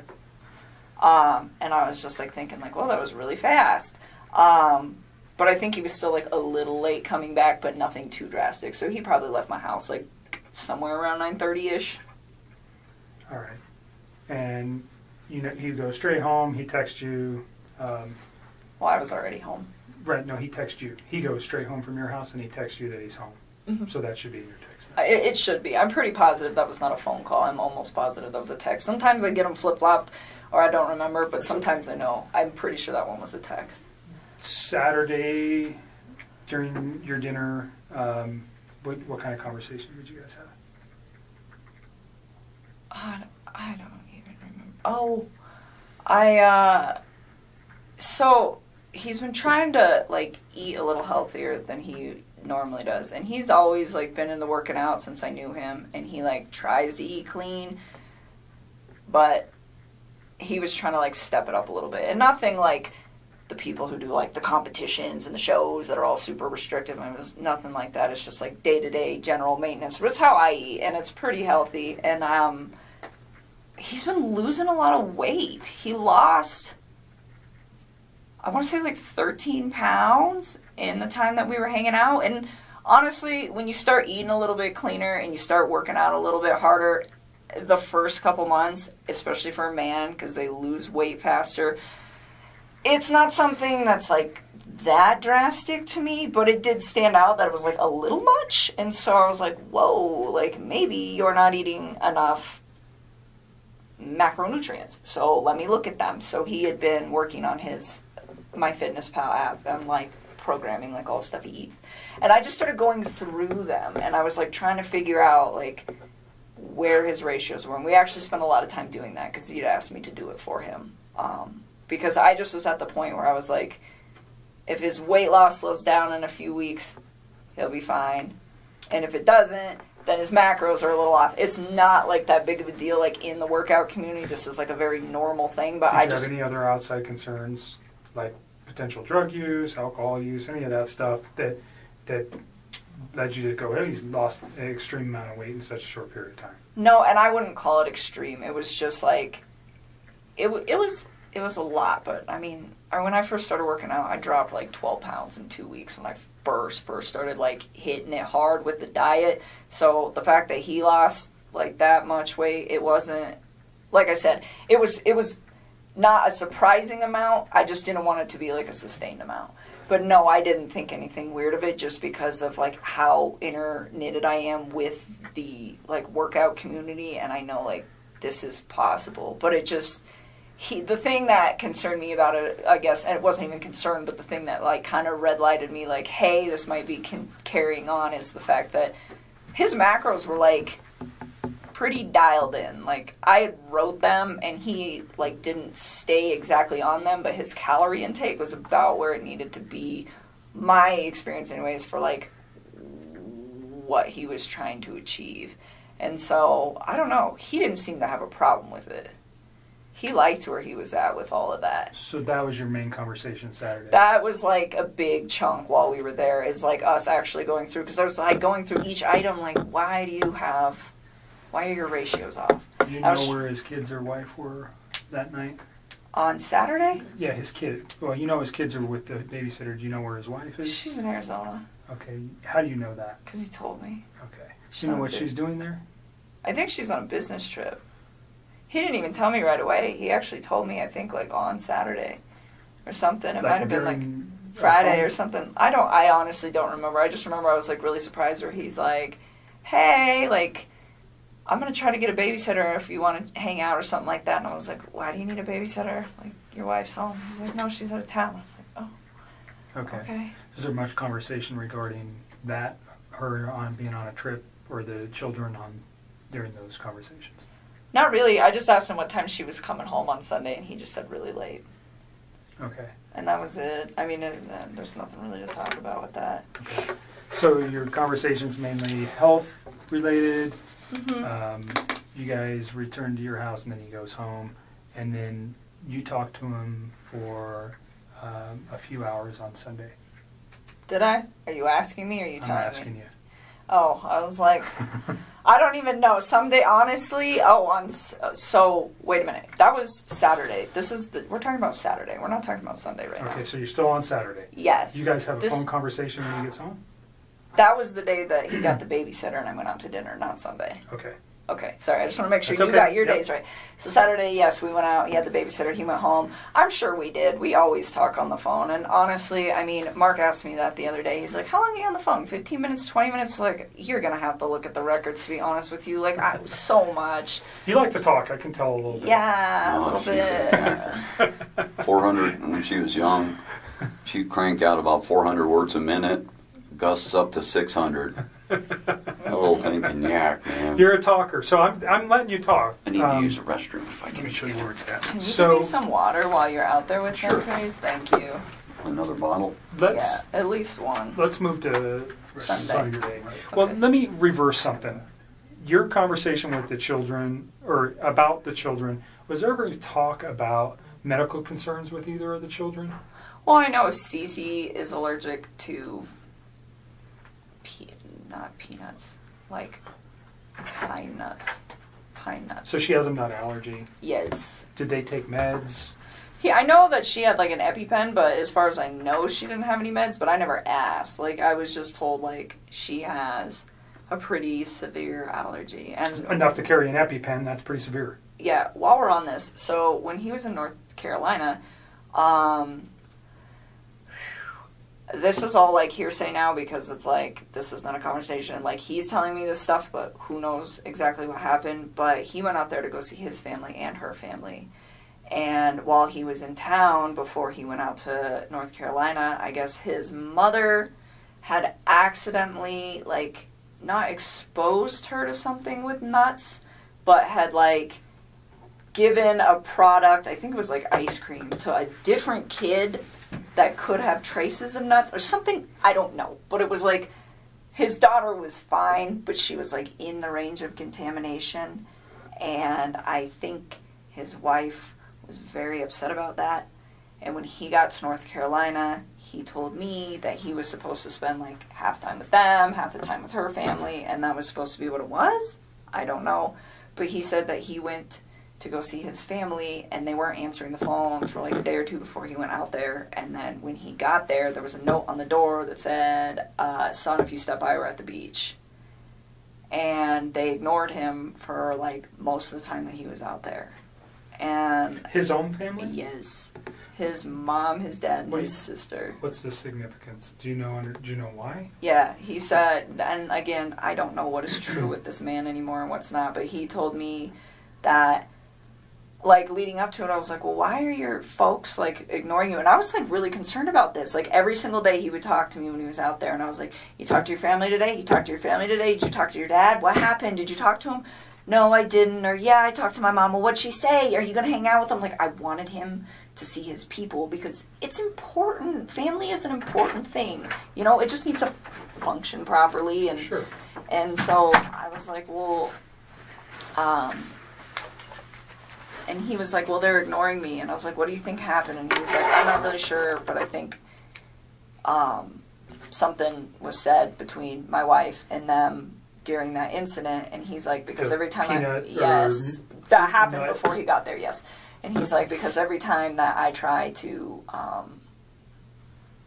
I talk about possibly going over there to see if they're home, she gets upset about it. And I was like, okay. And he told me that his mom and his wife did not get along at all. He said that his mom didn't even show up to his wedding because she's like really did not care for Shannon. So again, I don't know what's true and what's not, but I just know that there was like some tension there. Mhm. And again, like that part is like, I feel like it's almost third party, so that's why it's Sure. like I didn't even Well, but bring it up came the from other him day. to you, so it's not. It is something that whether it's important or not, we can validate that. I'm sure we will be having some conversations with family. You know, what does it mean? I don't know. But Yeah, I don't know either, but I just know so like. maybe I don't know. Well, and then he ended up seeing them on the last like full day that he was there, and they told him supposedly that she had gotten really upset and had screamed and yelled in front of Chris's sister's kids that are very young, and to his mom and to his dad, and said like, you're never going to see Chris again, you're never going to see me, you're never going to see the babies, and just like threatened them, and then like walked off. And I guess that was the incident that happened prior to him coming out there, and then she didn't tell him about it. Mm. She just, like, let it go, and then he just spent all week trying to figure out why his family was, like, not trying to be involved. Gotcha. So again, I'm not sure. That was, like, it just feels really third party, so it's hard for me to, like, talk about because Sure. like, I don't know how That's okay. much validation So there is and all that. beyond the nut allergy for Cece, did you know of any other? Did she take meds that you know of other than carrying an EpiPen? His kids or his wife? No, his children. No. And now, well, if you know anything about his wife's medical conditions, if she had any. No, I've like read in the newspaper they keep saying, oh, she had medical conditions, and I'm like, is that a misprint? Are they talking about Cece, or is that just something else I don't know? So you don't know anything about Nope. Shannon having any kind of medical problems? No. Okay. Covered Saturday. So there's a phone call Saturday night, actually, from, no, it can't be Saturday, it had to be Sunday. I wrote that down quickly. Sunday night. Is there anything else you think, let me just back up, from that Saturday where you guys had a meal at the Lazy Dog to prior for the 6 weeks that you guys were serious? And although your dad's here and I think you're probably pretty comfortable, your relationship with Chris was, can you describe your relationship? I mean, when he was with me, I considered it to be fairly healthy. It was open communication, and it was what I thought was honest, and it was very calm. It was respectful. We got along really well. He gave me my space when I needed it. I gave him his, and anytime like he wanted to take care of it, like anytime that his kids could be in like his life for hours or days or whatever, whenever they were home, I made sure that I wasn't a presence in his life so that he could be the best dad that he needed to be. And I mean, I thought what we had, it was very comfortable for me. I enjoyed it. I think he did very much as well. You guys, 6, 8 weeks, 2 months, whatever it was, you guys had an intimate relationship during that time. Yes. Okay. So you're pretty serious. Did he ever tell you that he loved you? Yes, he did. Did you ever tell him the same? A couple times. Okay. Notwithstanding that today, because those thoughts may have changed for you, but on, let's go Sunday into Monday or Monday, did you still love him on those days? I think it was something where it was like I said it a few times and I meant it, but he definitely felt the urge to say it to me a lot more than I did to him because it was just all very new to me, and it was like, take your time with this. Like, you don't need to like rush that, you know? Like, I remember when he was in North Carolina and he was like trying to patch things up with his wife and he told me he loved me, and I was like, don't say that to me. Like, please go try to fit. And I mean, and that might even be in the text too, where it's like, don't say those words to me and then go try to make peace with your wife and lay in bed with another woman. Like, just don't do that. And I was like, it's not that I don't appreciate what you're saying to me. It's like, it just didn't sit right for me, you know? So I just feel like... Almost like an insecurity where you had to say that to you? Or? I don't know. I think he like... looking back at all this now, I don't think he was trying to fix things with her. So saying, I love you to me seemed like probably something that he genuinely meant. Like, I love this woman. And regardless of where he was going to end up that night. But to me, in the way that I was perceiving things, he had told me that he was trying to fix things with her. So it's just like, this is an inappropriate time. And I wasn't mad at him. And I'm pretty sure that's in the text too, where it was very like calm, but it's just like, it's almost disrespectful, where it's like, please don't. I'm like, you know, if we get to that point where it is you and me, like, yes, you can say that, but not then. Like, that's... So you thought he was very genuine when he said that? Yeah, I did. I mean, and he wrote it. It's in all those cards I gave you. Not in all of them, but like the later ones. And... Thank you. When you said it to him, you said you meant it when you said it. Yes, I just didn't say as frequently as he said it. Like, sometimes he would say it, and I was just like, for me, it was still, like, very, very new, so I kind of, like, took my time and only said it when I was just like, this is a really important moment. So you got, I mean, in the short period of time that you guys were together, he... Yes. became very attached to you. Yes. Very, very He's attached. sending cards, Flowers. He's telling you he loves you. He sends you flowers. Does he buy you any other gifts? Nope. I wouldn't have wanted them anyways. Flowers is enough. You can't. I don't need expensive stuff. Okay. But he becomes very attached. Yes. You guys are talking multiple times a day, at least. You're All the time. You're seeing each other on a regular basis. Yep. So it's a very and his wife is not around, nor are his children. So there's a lot of time for you guys to build your relationship in this first four weeks or so. Is that fair? Yeah, and even when she was back, I mean, it was still like we were still spending time together. He was still spending time with his children, and I had my own life. Like, I mean, there was one week where I just like went out of town with my friends for my birthday. I wasn't even around the whole like last few days of June up until the 3rd of July. I was like gone, you know. And then there was another like last weekend. I had a friend impromptu come in town from out of state, and I hosted her for a few days. And it's like I still did my own thing all the time. Like, whether he was there or not, like, if my friends were like, hey, we want to make plans, I would tell him, like, we're not hanging out today because I want to go see my mom or my dad. Did your friends know about him? Nope. Why? Because it's like he's with 2 women right now. They don't need to know about So that. if you had a boyfriend of 4 to 8 weeks on a regular, I don't know if you were married prior or if you had a boyfriend before, but if you had a steady boyfriend, you would have let people know. I think you told me before we got started that you just told your dad about Chris. No, I wouldn't have told them. I wouldn't have told Okay. people. It's too early. I mean, people... So you don't tell your friends, hey, I No, got a because boyfriend. people come and go. I mean, Okay. the dating scene these days is like, it sucks. I mean, so, no, I wouldn't. I mean, it would have to be something, even with Sean. I think I was with Sean for probably like 6 or 7 months before I brought him home to my family. I mean, I really, same with, that was the guy I was in a previous relationship with, but I But mean... this one you were a little bit more, you said he's with 2 women.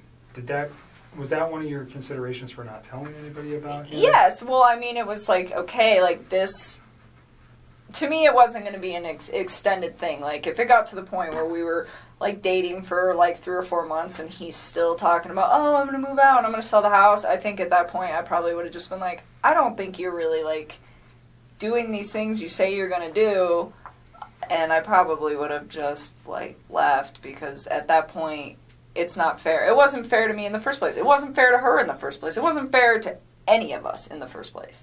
You know, it wasn't fair to his family for him to have an affair. It wasn't fair to me to have him lie to me and make me think that everything is going to plan. And still to this day, I don't even know what's a lie and what's not. I don't even know if they were, like, filing for divorce. I don't know if they were putting the house up. I don't even know anymore what is real and what is not. But what I do know is it's just like, you know, that wasn't fair to me either, because if I'd have known not even all the truth, but like obviously some of it, I wouldn't have even engaged in any of this in the first place. And it just, I mean, and that's the part for me, just like on my personal level, outside of everything that is happening, that is gonna affect me long term. It's like, you know, I'm gonna wake up every day and know that, like, this mom and her unborn child and these 2 little girls are not around anymore, and it breaks my heart. It is so, oh my God. And then I have to think about, like, the consequences of his actions and how they affect everybody else. Like, all of these, her family's impacted. My name is about to be, like, slandered for probably a while. I don't know how long it's going to take to heal, but I would not be surprised if it's going to be hard to go out in public sometimes for a couple of years. And that really hurts me. I'm just like, this is a horrible, horrible thing. Like, how dare you, you know? And people aren't going to understand that. You know, they're going to say, oh, you know, you're the woman that had an affair with this man who took out his whole family. And I take a step back and it's just like, I didn't know. Like,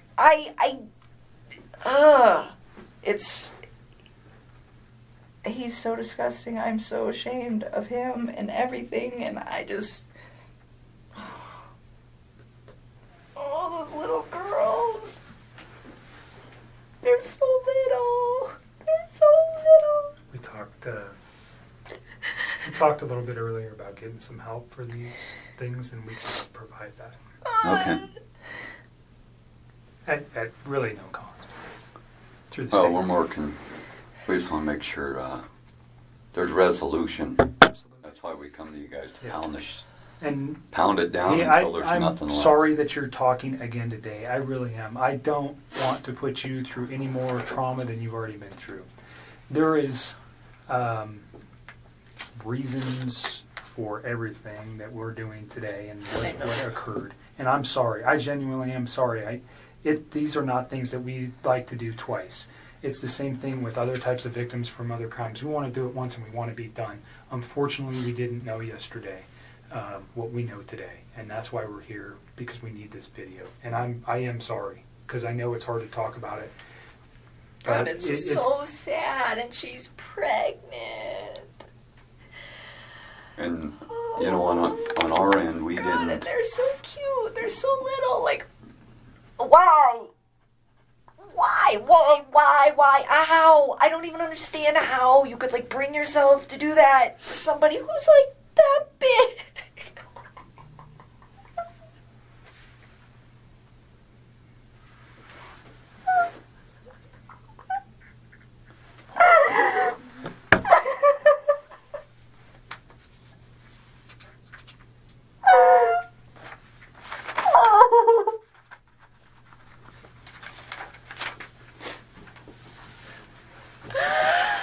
Oh, Jesus. Take a minute. Do you want to step out for a minute? No, I just need to chill with my eyes closed for a sec.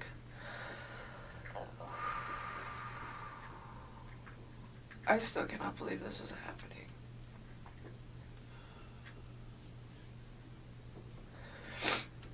Alright, let's keep going, because we're just getting to, like, the meat of this whole Let's situation. get to the phone call on Saturday from 9 to 11. What did you guys, or pardon me, on Sunday from 9 to 11? Yeah, we talked a few times. So,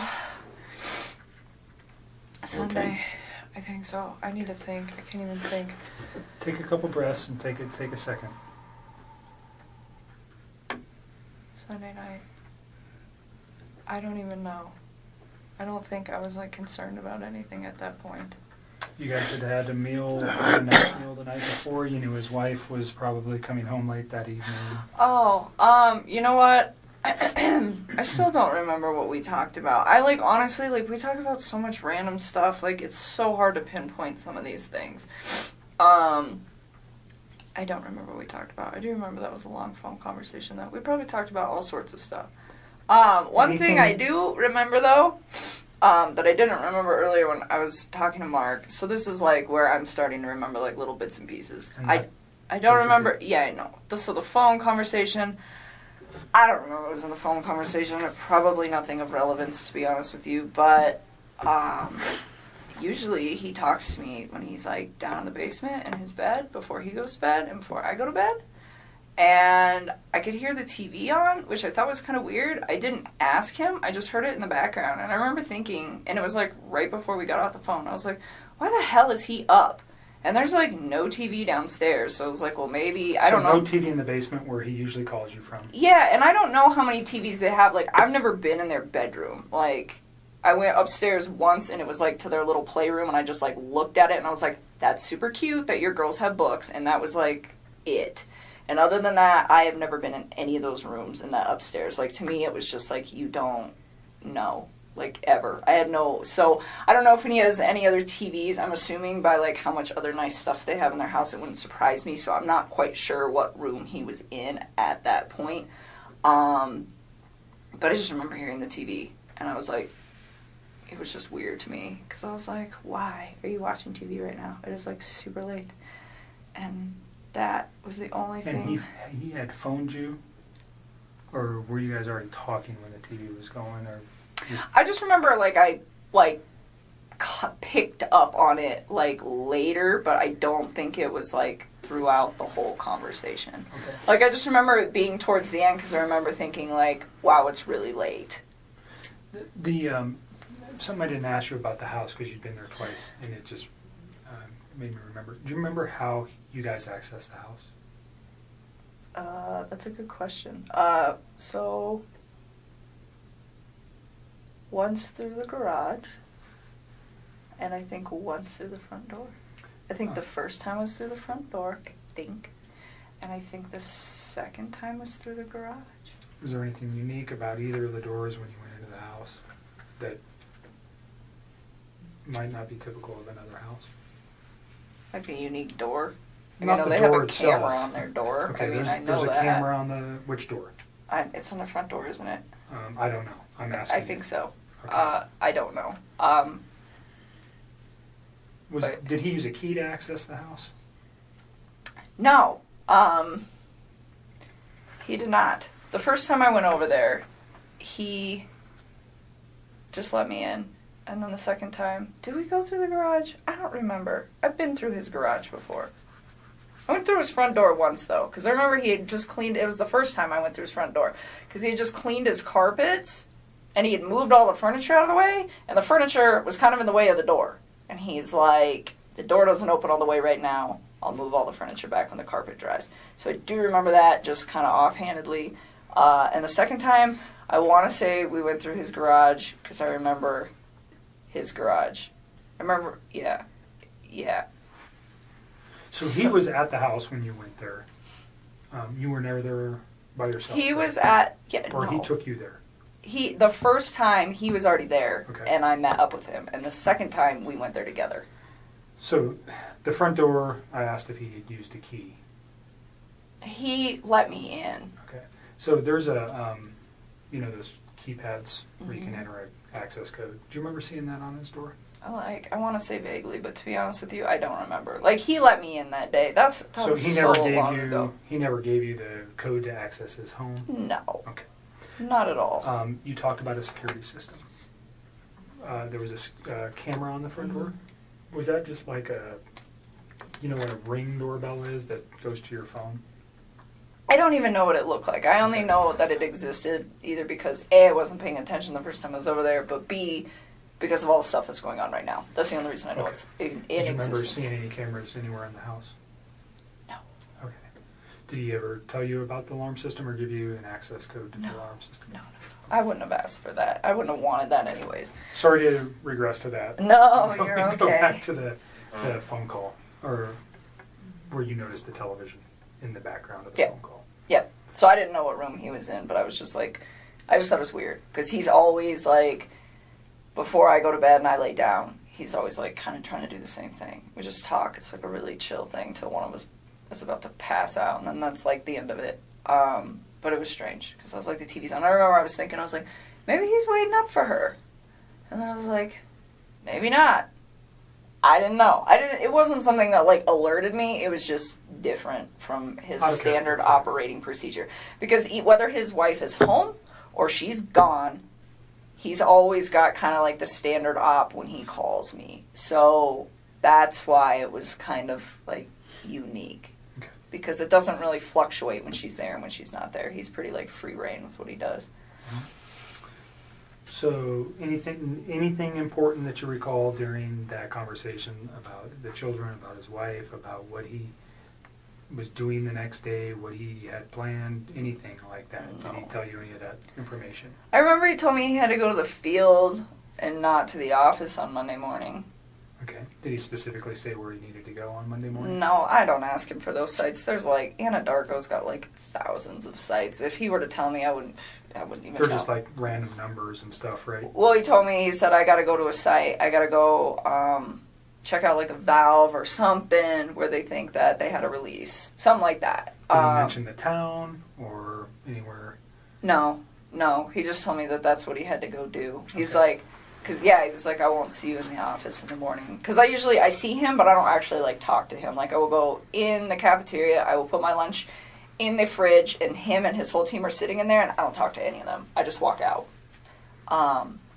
But anyways, yeah, he's like, so I won't see you, I'm going to the field, which is not an uncommon thing for the ops guys to, like, just go straight to the field. Like, it happens. Like, typically they go to the office, I would say, like, 3 or 4 days a week, but there are days where him and his other team members are not there. Or, like, I'll get in there and some days the cafeteria's packed and they're all there. And other days I get in there and there's only like 3 or 4 of them. So it didn't cause you any concern that he said, No. I'm going to the field on Monday, I won't see you. That wasn't, No, that's it happened didn't. before. Yeah, I mean, it wasn't something, I mean, and it's not just him, it's like that whole team. Like, you can just tell when they've got like a lot going on, because I'll walk in and there'll be like 2 of them, as opposed to like 6 or 7. Do you know what he did Sunday during the day? I don't even know what I did on Sunday during the day. I am so tired. Let me just think about this. Daniel came over Friday. I hung out with him Saturday. And then Sunday... When did Jim come in? Monday. Huh. Jim got here Monday. What did I do on Sunday? I am like drawing a blank. I'm really tired. I don't know. Can I get back to you on that? Did you guys have any conversations on Saturday night during your meal, what he might be doing on Sunday? I'm sure we did. I don't know why I'm drawing a blank because I haven't slept. If I say that he may have done something with his children, would that refresh Oh, yes. your memory? He went to a birthday party. Okay. Did you know whose house he was going to? Nope. But I know that they had a water balloon fight. Okay. He had one, or his children? His children did. Okay. He said he used to get really into it. He said he got like really interactive with his kids. He's like, some of the adults don't really spend a lot of time playing with the kids, but We I went always to do. the museum on what day? Saturday or Sunday? Sunday. Okay. That's right. So that's what I was like, was I hanging out with you? God. Very memorable event, huh? was, me and him and my stepmother wife and my and- sister yeah. went to the museum, and What that's museum? right, the Denver Museum of Nature and Science. And they went to brunch prior to that, and I skipped brunch, and I went to the gym. You shouldn't have. It was good. I had to do core day. That was the last time I worked out, actually. That's so what I we did Sunday. Okay. Yeah, so core day, and then we went to the museum, and then... When did he tell you about the water balloon fight on Sunday evening during your conversation on the phone? I think so. Okay. I So think you don't so. know whose house he went to on Sunday, No. but you knew it was for a child's birthday? Yeah, and he had told me about that in advance early, so I don't know if it was Saturday that he had told me that he was going to go to that birthday or like Friday. I just remember he was like, I got to go to this birthday party Okay. with my kids. Any other conversation that makes sense? I mean, honestly, at this point, I'm really tired, so I know there are certain things that I need to tell you guys that we'll get to as these days progress. Yep. But in all honesty, if it doesn't stand out to me now, Today? it probably That's fine. wasn't relevant. What about that 9 o'clock thing you were telling me on Monday? Oh, that he told me? Oh, yeah. Well, we'll get there. We'll get there. We're still on Sunday. So we're on night. Sunday. We're gonna get to- literally- we're gonna I get know, to- This is going to be a long We're going to night. get there to Monday. We're getting there. So Sunday night, or Sunday during the day, you had your own personal stuff going on with your family. You never see him on Sunday. Is that accurate? No, I didn't see him. What did I do the rest of the day? I came home. I think I might have just chilled at my house. I don't remember. I think I cleaned my house. I don't know. I didn't see him, though. Okay. And Yeah, Saturday was the last time I saw him. Okay. Sunday, you're at home. You talk to him. We know you have a conversation in the late evening hours, and then you go to sleep on Sunday night. When's the next time you talk with Chris? Probably Monday morning. Do you know what time? No, I mean, so we used to like randomly text each other like throughout the day, but we both get really busy. So some days like I don't hear a lot from him, and some days I don't text him until like 2 o'clock in the afternoon because I'm just like busy. And I remember I didn't hear a lot from him that day, which was like, that's not out of the normal for either one of us during the day. But at one point, I do remember he like texted me and he's like, "Oh, it's been a really busy day," and then like said some other stuff, which I'm sure you will find in my text. What he said, I don't know. It wasn't obviously anything that was like alerting to me. But that's what I'm saying. Like at this point, like I remember really key things, but if it's like a conversation that I'm like, I don't remember exactly what was discussed, it's because it was probably just bullshit, like just talking to each other. Yeah. Small talk stuff. Yeah. But I remember he was busy that day, and we didn't talk that much. And then I clocked out at 3 is what my time card says. That's what I was showing Mark the other day. And I got home, to go meet my buddy. One of my good friends was coming over to my house, and he actually has a key to my house, so he was actually there when I got there. And Who's that? my friend Jim. And so Jim came over, and I got home. He was there. He had like just walked in the door, and I remember like briefly after he got there, I checked my texts. I mean, briefly after I met up with Jim, I like glanced at my texts, and Chris said something about like my family's not home, or like my wife and kids aren't home, like something to that effect. And I told Mark, because he asked me for a time, and I don't have an exact time, but I remember it was like right after I walked in. That was a text message, though. Yeah, it's in a text, and it's like, it was like briefly after I walked in the door, so based off how long it takes me to get home from work and when I clocked out, it was probably about 3:45 p.m. Texts me and tells me that. And like, he knows when I get off of work too, so he doesn't always bug me if I'm busy, so I don't know what's up with that, but that's when he sends that to me. And so you're saying that he would have known that you would have had your phone available to you and not been at work when he sent you that text message? Yes, that's what I'm trying to say. So looking back at it, you think it was purposefully sent at that time? Oh, I'm sure. I'm just asking your feeling on that. Yes, and then he said, call me when you can. And I was There was like, no other communication between you and him that morning, on Monday morning? well, at all? there was, but it was like random, like, But nothing about this event? no. About, like, my wife's missing, or No. anything? Nothing. Okay. Nothing. And you knew he wasn't coming to the office because he had told you that Sunday night. Yeah, and then he goes, and so, like, they're only in the office for the morning. Like, Right. some days it's longer than others, but I would say by a maximum of 7:30 every single morning, they are all gone. And they don't come back unless they have, like, a meeting or something that they have to attend. So, like, not seeing him for the rest of the day is not, like, an unnormal thing. Okay. Like, but like I'm saying, like, we don't really, the only reason we interact was kind of, like, by an off-chance thing. Like, I don't work with him. So he, yeah, we talked like randomly throughout the day, but it was really sporadic, and he seemed pretty busy, so we didn't talk too much. Like I said, didn't put too much thought into it. It happens all the time. Waited till about 3:45, then sent that text to me, and yes, he does know that I will be home at that point. Or getting home. Did Like, you give Mark Jim's information? no, I would really not like to involve him in this. He does not know about this. He doesn't know any of this is occurring. Okay.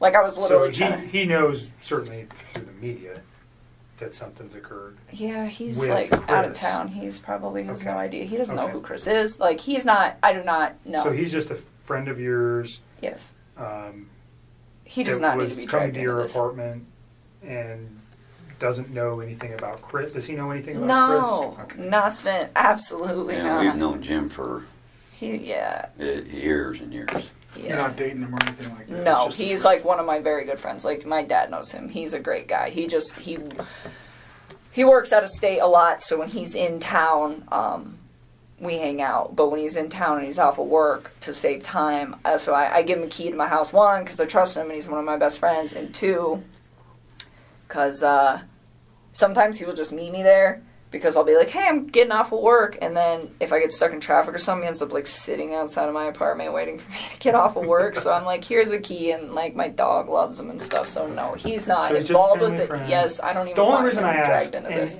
and I'm not really concerned about your location. I think we already have your cell phone records. At some point, did Mark ask you to supply? Did they ask for consent to get cell phone records? That'll probably be done by warrant. If we Isn't wanted, that what you just did? nope. What I'm talking about is your movement Oh. by GPS or by cell phone tower to show where you were. Obviously, and I don't want to cause you concern, we want to know where you were that day too. You're dating a man who did some egregious stuff, and we want to show that you were never near him that day. Period. I mean, you guys So- can track my No, stuff. yeah, I mean that was something we will have to get a warrant for, anyways. I'm just saying, if we asked for it, would you have any objections to that? No, you can have Right. it. So, If I'm a pretty boring person, I don't it sounds go like too you many just went places. to work that day, and then you came home and you were there at 3:45. Yeah, like On give or Monday. take like 5 Yeah, minutes. whatever. But yeah, so 3:45, I meet Jim there. Yeah, I would And totally. so Jim is understand from an investigative point, he could be a person who could say, yeah, I was there at 3:45. He doesn't know Chris. He doesn't know anything. He could say with one phone call, yeah, she came in at 3:45. Done. Totally. Do you know what I'm saying? Yeah. And I don't have to ask anything more than, hi, Chris, my name's Kevin. Or Jim. And I'm not saying you have to give it to Jim. Just leave Jim But alone. if Jim does at not need to some be wrapped point- up in this. If at some point I needed Jim's info to, let's say we couldn't find your phone records, would you You tell can me who have Jim them. is? I will give them to you. Would you tell me who Jim was if I If couldn't you get had it? to. Okay. I don't really want to Great. involve him in this. That is not Perfect. fair to him. That's not, no, if I do not have to do that. That's fine. Yeah, so anyways, Chris was like, call me.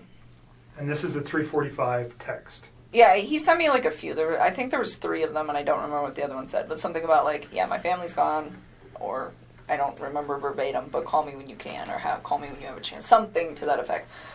And so when he told me call me, I was like kind of alerted, where I was like, okay, what's going on, you know? But first when he told me like his family was like not home, that didn't really seem odd to me that his family wasn't home. It was really vague. I'm like, okay, like, are they at the grocery store? Like, elaborate.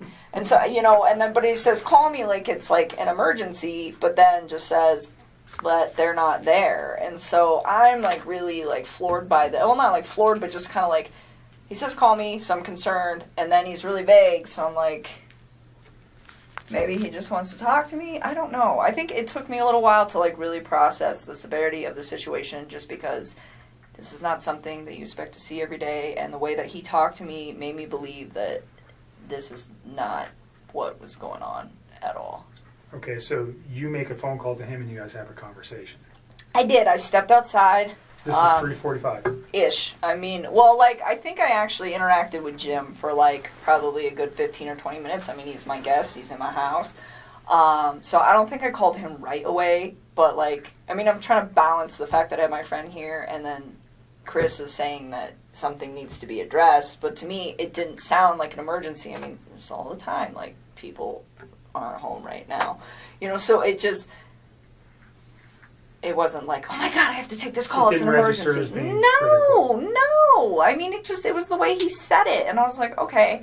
So I remember hanging out with Jim for a while, and then I stepped outside and I made a call like out on my back patio. And I called him. And he didn't answer the phone. And then he texted me back. Oh no.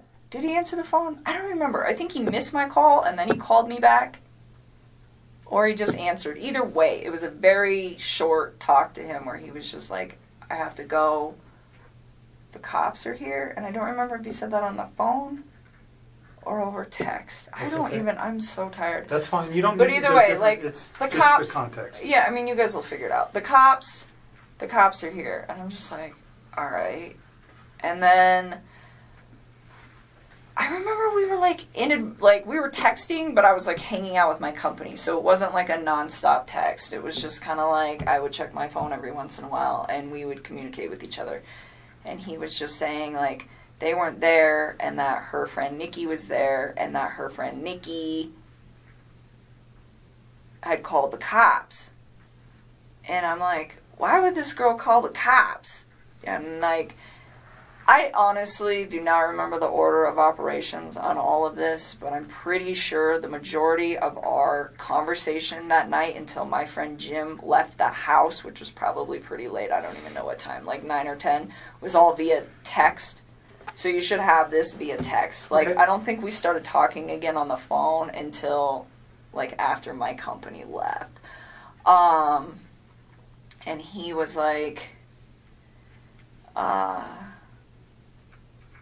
don't know, he just started, like, giving me details about stuff, and I don't remember what order, but he was saying, like, Nikki was really upset, and that the cops were there, and that they were, like, searching the house, and I was just like, what? You know, like, what? Why? And he was telling me that, they had, like, had a disagreement or something like that, and then, he told me, like, she was gonna go to a friend's house, and I was like, okay, well, maybe she left. You know, maybe she just, like, went to her friends, and then I think I don't remember, but I think he was the one that told me that her cell phone and her purse were still there. I think he told me that. He told you her cell phone and purse were still there? I think he did. I don't remember. What's the significance of that in your mind at that time? At that point, I thought this woman was really trying to get out of this house. Okay.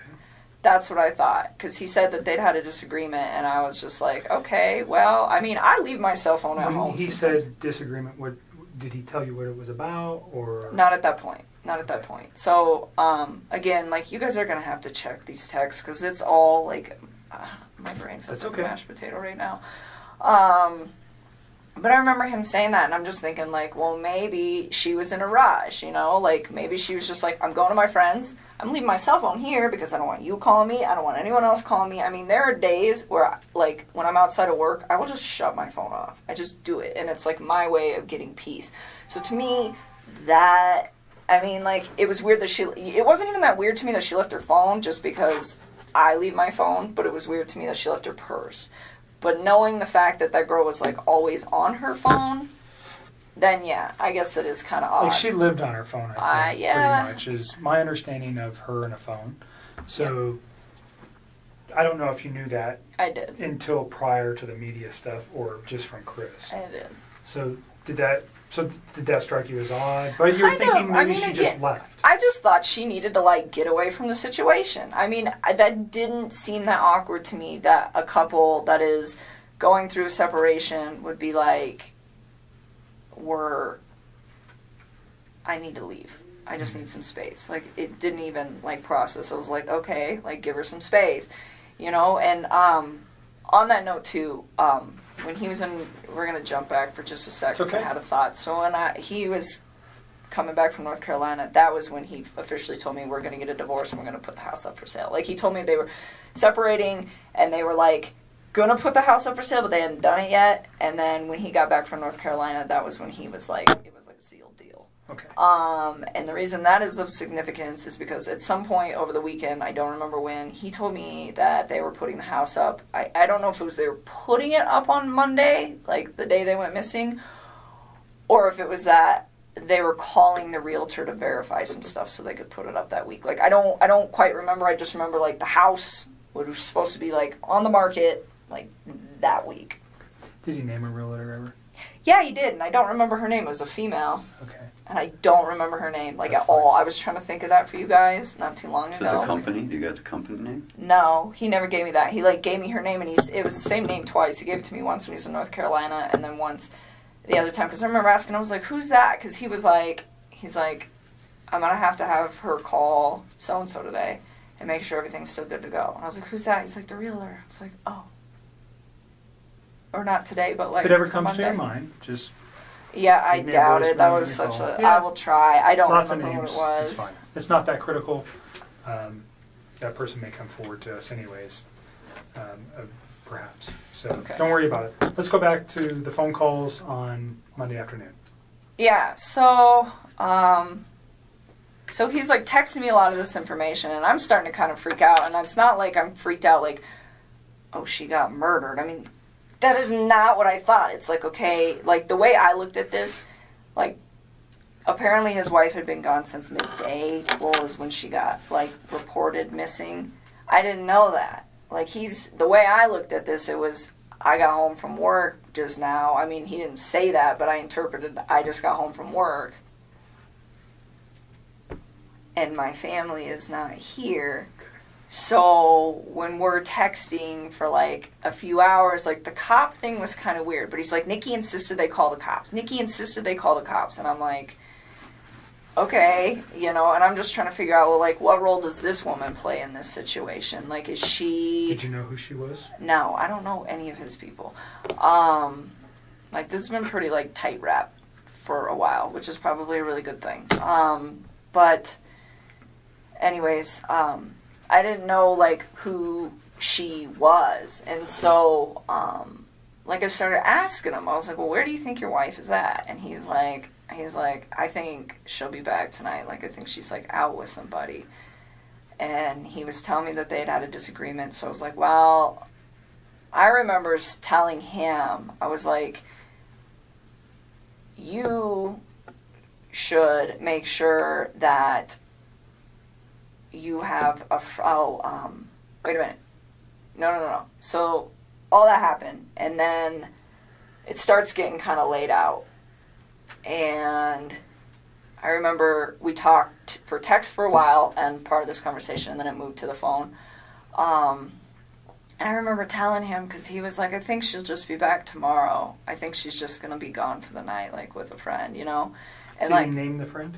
no, he didn't. And, like, and because I don't think, he made it sound like he didn't know, like, what friend's house she would be at. And I remember talking to him, and I was like, well, maybe it's that Nikki girl. And he's like, well, Nikki called the cops, so why would she be at Nikki's house? I'm like, I don't know, kind of throws her off the trail of where she's at, you know? And it's like, it sounds kind of weird, but it's like, he really made this sound like this woman was just, like, upset, left the house, and that was probably what he thought happened to her. And so I didn't really put too much, like... Did he tell you the kids were missing as well? Yes, I knew. Okay. I mean, which made sense to me, because I was like, well, if you were at work all day... I mean, he didn't tell me he got home early. He didn't say that to me. So, I mean, it made sense. Like, if she's going to leave, they should probably go with her. And so, I don't know. I feel like I wish I should have, like, processed all of this earlier, but I just don't feel like... When one of my friends is gone, I'm like, oh my God. And I'm like, oh my God. And I'm like, oh my God. And I'm like, oh my God. And I'm like, oh my God. And I'm like, oh my God. And I'm like, oh my God. And I'm like, oh my God. And I'm like, oh my God. And I'm like, oh my God. And I'm like, oh my God. And I'm like, oh my God. And I'm like, oh my God.